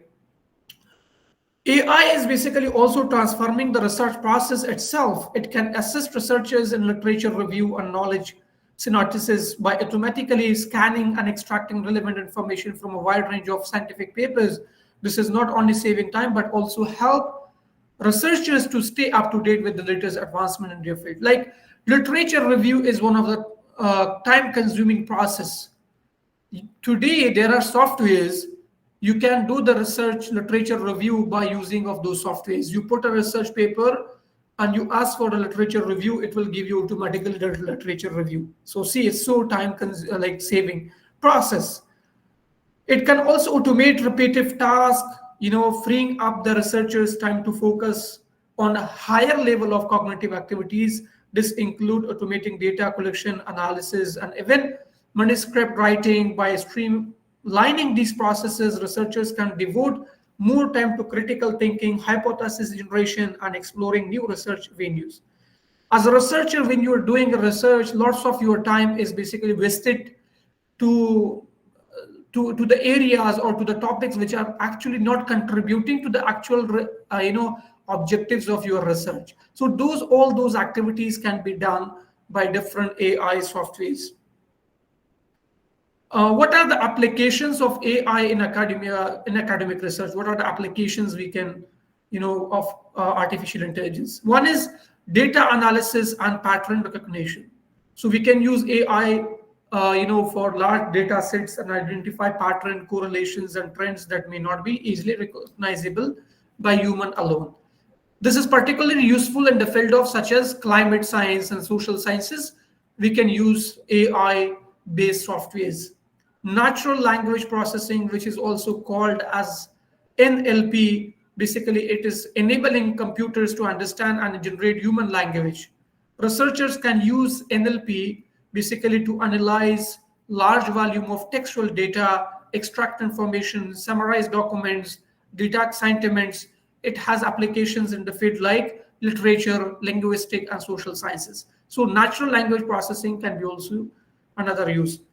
Computer vision, AI-based computer vision system can process and interpret visual data such as images and videos. Researchers use basically this computer vision to analyze medical images, satellite imagery, basically footages, among others. It has also applications in fields like biology and all that's environmental sciences. Computer vision is very important. Like these days, like MRI, CT scan, X-ray, all these things can be used to generate the data and to understand what is happening with your health. Or maybe like when it comes to satellite imagery, also like we get lots of data from satellite, what is happening in our like in our ecosystem. It's like drug discovery and development. It is one of the best thing, because lots of airports, if you go to different airports, like lots of machineries are there that they are basically used to find out if drug is there with the like passenger or not. So these are another use of artificial intelligence in academia research. Robotics and automation, AI powered robotics and automated systems are basically increasingly being used in academic research to perform tasks such as lab experiments, data collection, and sample processing. These robots can work 24/7, reducing human error and increase efficiency in research workflow. So we can easily see the robotic and automation processes in the research, area. So they are basically playing a major role to do so many things for us. Recommendation system is another use of AI. AI basically can provide personalized recommendation based on user preferences and behaviors. In academia, these systems can suggest relevant research papers, conferences, or collaborations based on a research and previous work. So recommendation system can be used to make things easier for researchers or academicians to do their researches. Simulation and modeling is another. AI techniques such as machine learning and neural networks can be used to create complex model and simulation. Researchers can use basically these models to study and predict phenomena in the field like physics, economics, and social sciences. Knowledge discovery and synthesis. AI can assist researchers in discovering and synthesizing information from vast amount of existing research papers, patent, and other academic sources. This can help identify research gap, find relevant literature, and generate new insights. These are basically application of AI in academic research, like where it's applicable. Now coming to the main part, which is challenges and ethical consideration in AI-driven academic research. Ethical consideration is very important. These days, when you see the students or researchers synopsis or thesis, and in the first check, their plagiarism is so high. But after, like telling them that it's not acceptable and giving them like certain guidance, then generally it comes to the acceptance level. So that ethical consideration is so important. One is data bias and fairness is so important when you are using AI, artificial intelligence softwares or platforms. It's so important. If your data entry or your data that you are feeding to the system is biased, definitely your result is also biased.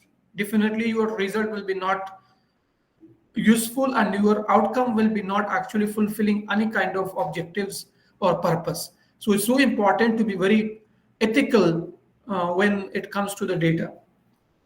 Privacy and data protection is again so important, as AI research often involves handling large amount of data, including personal and sensitive informations. Researchers must ensure that data collection, storage, and analysis adhere to the relevant privacy regulation. Because when you are using these machines, these softwares, you should make sure that you are protecting the data of the customers or the users. Like recently, we have some big data privacy problems, like with Facebook or with some other big companies, like the data was leaked. So when you are using softwares, you have to make sure that your data should be protected. Transparency and interpretability is so important. Some AI algorithms, such as deep learning model, can be considered black boxes, making it difficult to understand and interpret their decision-making processes. In academic research, it's important to strive for transparency and develop methods to explain the reasonings behind the AI-driven result. Because AI may give you sometimes like like not clear outcomes sometimes. So you need to be like in a like you have to present those results in a way that should be understandable to the audience. Reproductivity and robustness. Researchers should aim for reproducibility because by providing clear documentations of their AI modules. So when they use, it should be like very clear, because very important that AI models are robust and can generalize well to unseen data, avoiding overfitting or biased results. So these things should be highly considered when it comes to the challenges and ethical consideration. Intellectual property and ownership is another issue with AI these days, because lots of AI or lots of softwares or lots of work of people should be like considered. In the intellectual property should be of those who actually contribute to the actual result. Accountability and liability. As AI becomes more autonomous, questions of accountability and liability arises. Researchers must consider the ethical implication of their AI systems and be aware of their potential risk and consequences associated with their deployment. Social impact and job displacement is another issue with the AI, because some of the AI technologies are basically replacing humans and they are replacing jobs, but no doubt AI will never take place of human beings. Dual use and misuse. So AI technology developed for academic research, I'm just going to finish last slide, can have both positive and negative applications. Researchers should mindful of a potential dual use scenarios and consider the ethical implication, as I explained, that we have to be very, mindful when you are using AI, because it can be harmful as well. So these are the future of AI. I think we don't have enough time, so I will just try to finish it. These are the future of AI in academic research. So as you see, I can share this slide with you all. And in the last, these are the AI tools for academic research. These are some best AI tools which you can use for your academic research. Thank you so much.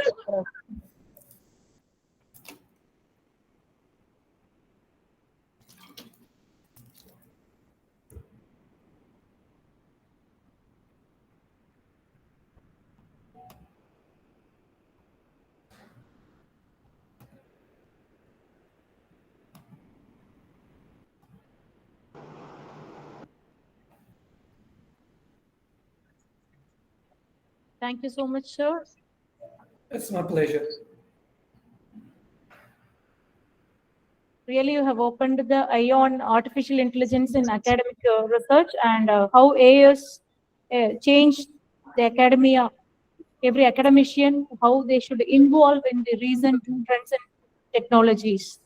This will certainly ignite the spirit of every researcher, sir.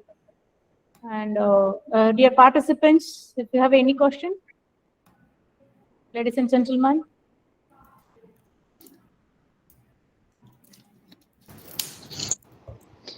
Ma'am, this is on the part of the organizer. Yes, sir. Should Yes, I? ma'am. Yes, ma'am, please. Ma'am, I want to know, okay, how we are going to implement all these things. How we are going to implement AI in academia. We have understood the theoretical part that it is beneficial, but how we can implement it, at which stage, and how we are going to implement or use this actually.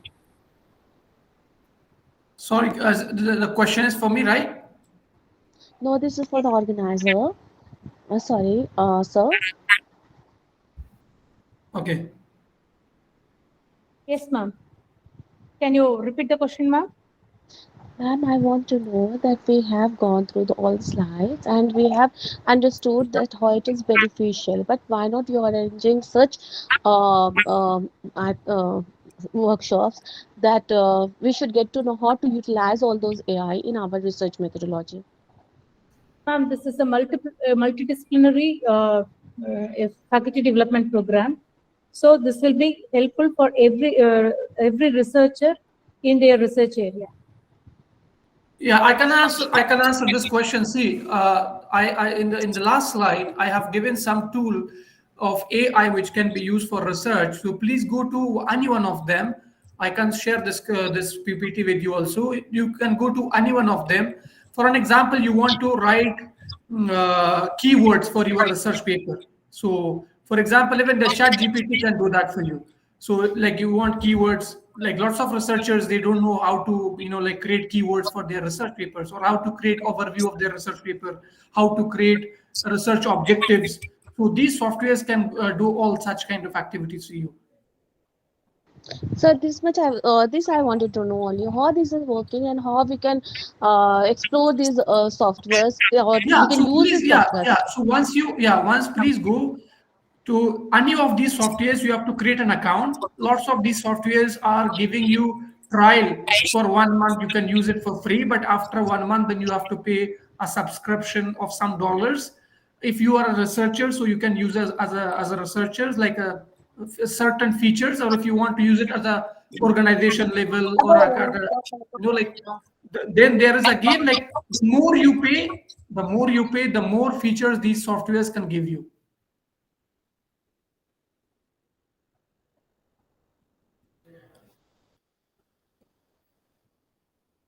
Hello. Like there is another Yes, sir. software, for example, see, there is another software in your research. For example, there is another softwares.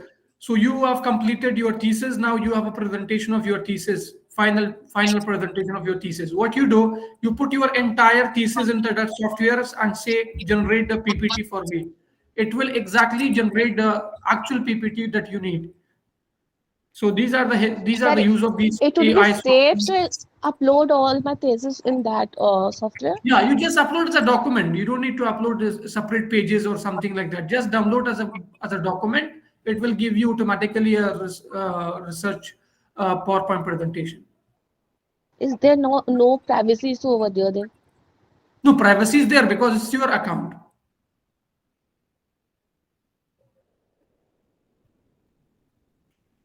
Yeah, there is a Okay, sir. privacy because Okay, it's your sir. account. For example, today you have a Facebook account, you have a LinkedIn account, you have a Twitter or X account. So the privacy is always there. Like right now we are using Gmail, so Gmail has a privacy protocol. So all these software has a privacy protocol. When as a user, when you are using, so they cannot share like your data with somebody else.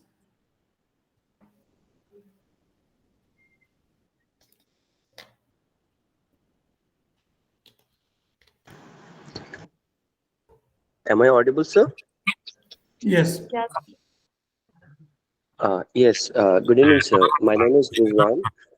I'm a research scholar myself. This topic, artificial intelligence, is very interesting one and the emerging topic.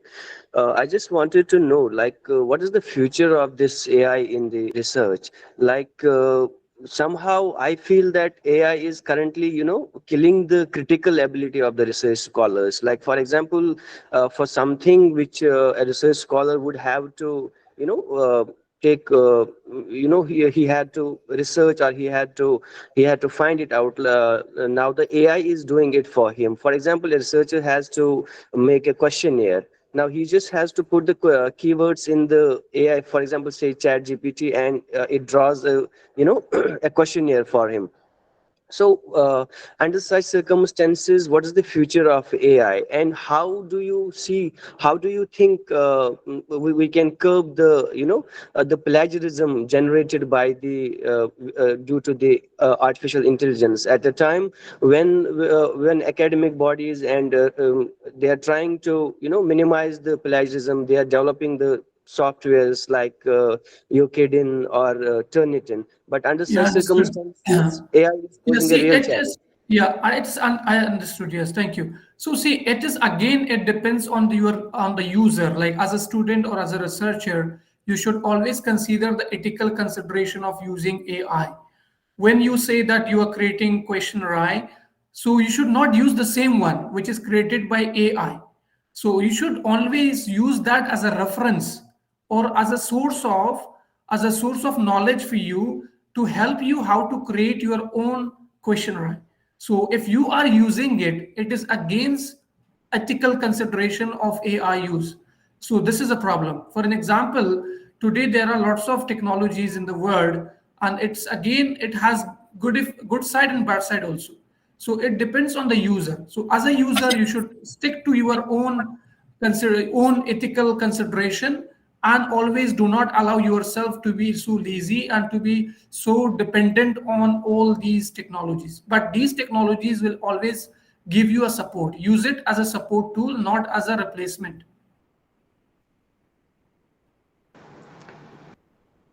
Well, thank you, sir. Yeah, I can understand that people will not use it as a support tool, but that's a problem with people. Yes, sir. That's what I was wondering. Thank you, sir. Yeah, that's the problem with people. So we have to change ourselves. So we cannot. Yeah. So that's a problem. So like it depends like how you use. Even like for example, lots of the software social media app. So for an example, YouTube, even TikTok, you can use it in different ways. Like one can use YouTube and earn millions of dollars, and one can use YouTube to just waste time and like being useless, right? So it depends on how to use it. Yes, but since technology is developing and emerging, we can hope that AI will come up with a solution to curb the plagiarism through AI in near No, future. definitely. Even yeah, that can be done. But inventors or those who are like building these technologies, they will not do that, because if they will do that, so then it will reduce the use of artificial intelligence, because all these things are used because a market is a capitalist market. The word is capitalist almost, and these Exactly. software companies are basically like profitable. It's for profit. These are non-profit. These are not non-profit companies. So all these companies that they are coming up with all these artificial intelligence softwares, this and that, so these are all companies for profit. So they will not come up with such solution. Even they can do it right now with making one option, in their technology. They can do everything what you say, but they will not do that. If they will do that, then the user number will drop down. Exactly, sir. Thank you. Yeah, so they actually they make it the softwares are designed in a way that the user should decide that whether to what extent to use the artificial intelligence. Thank you, sir. My pleasure. Thank you, sir. Any other questions from participants, sir?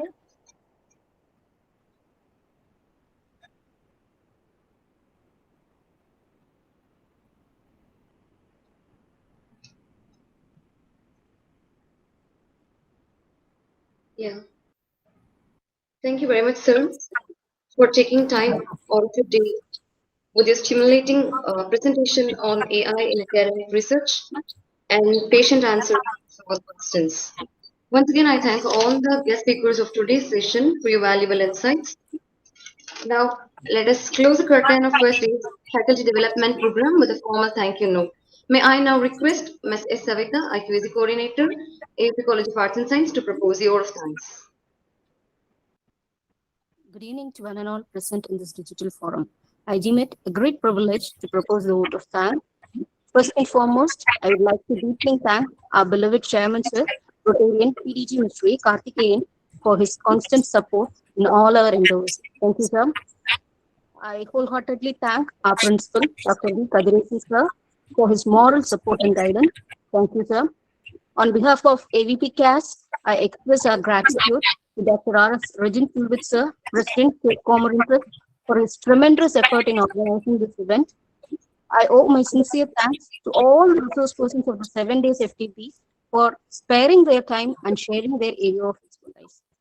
My special thanks to Dr. Michael Barron, Master of Training and Development, University of Melbourne, Professor Richa Ranjan, Director, Principal and Dean, SDDC India, and Dr. Baharullah Sir, Vice President of AK University, USA, for their inspirational speech and the way that they have clarified our doubts. Thank you all, sir and ma'am. I do thank Dr. L. Mahalakshmi ma'am, Head Department of English and the coordinator of this event. I thank all the heads, deans, and members of faculty from various colleges and universities across the globe. My special thanks to the technical team for their tireless service. Thank you once again to one and all. Thank you all.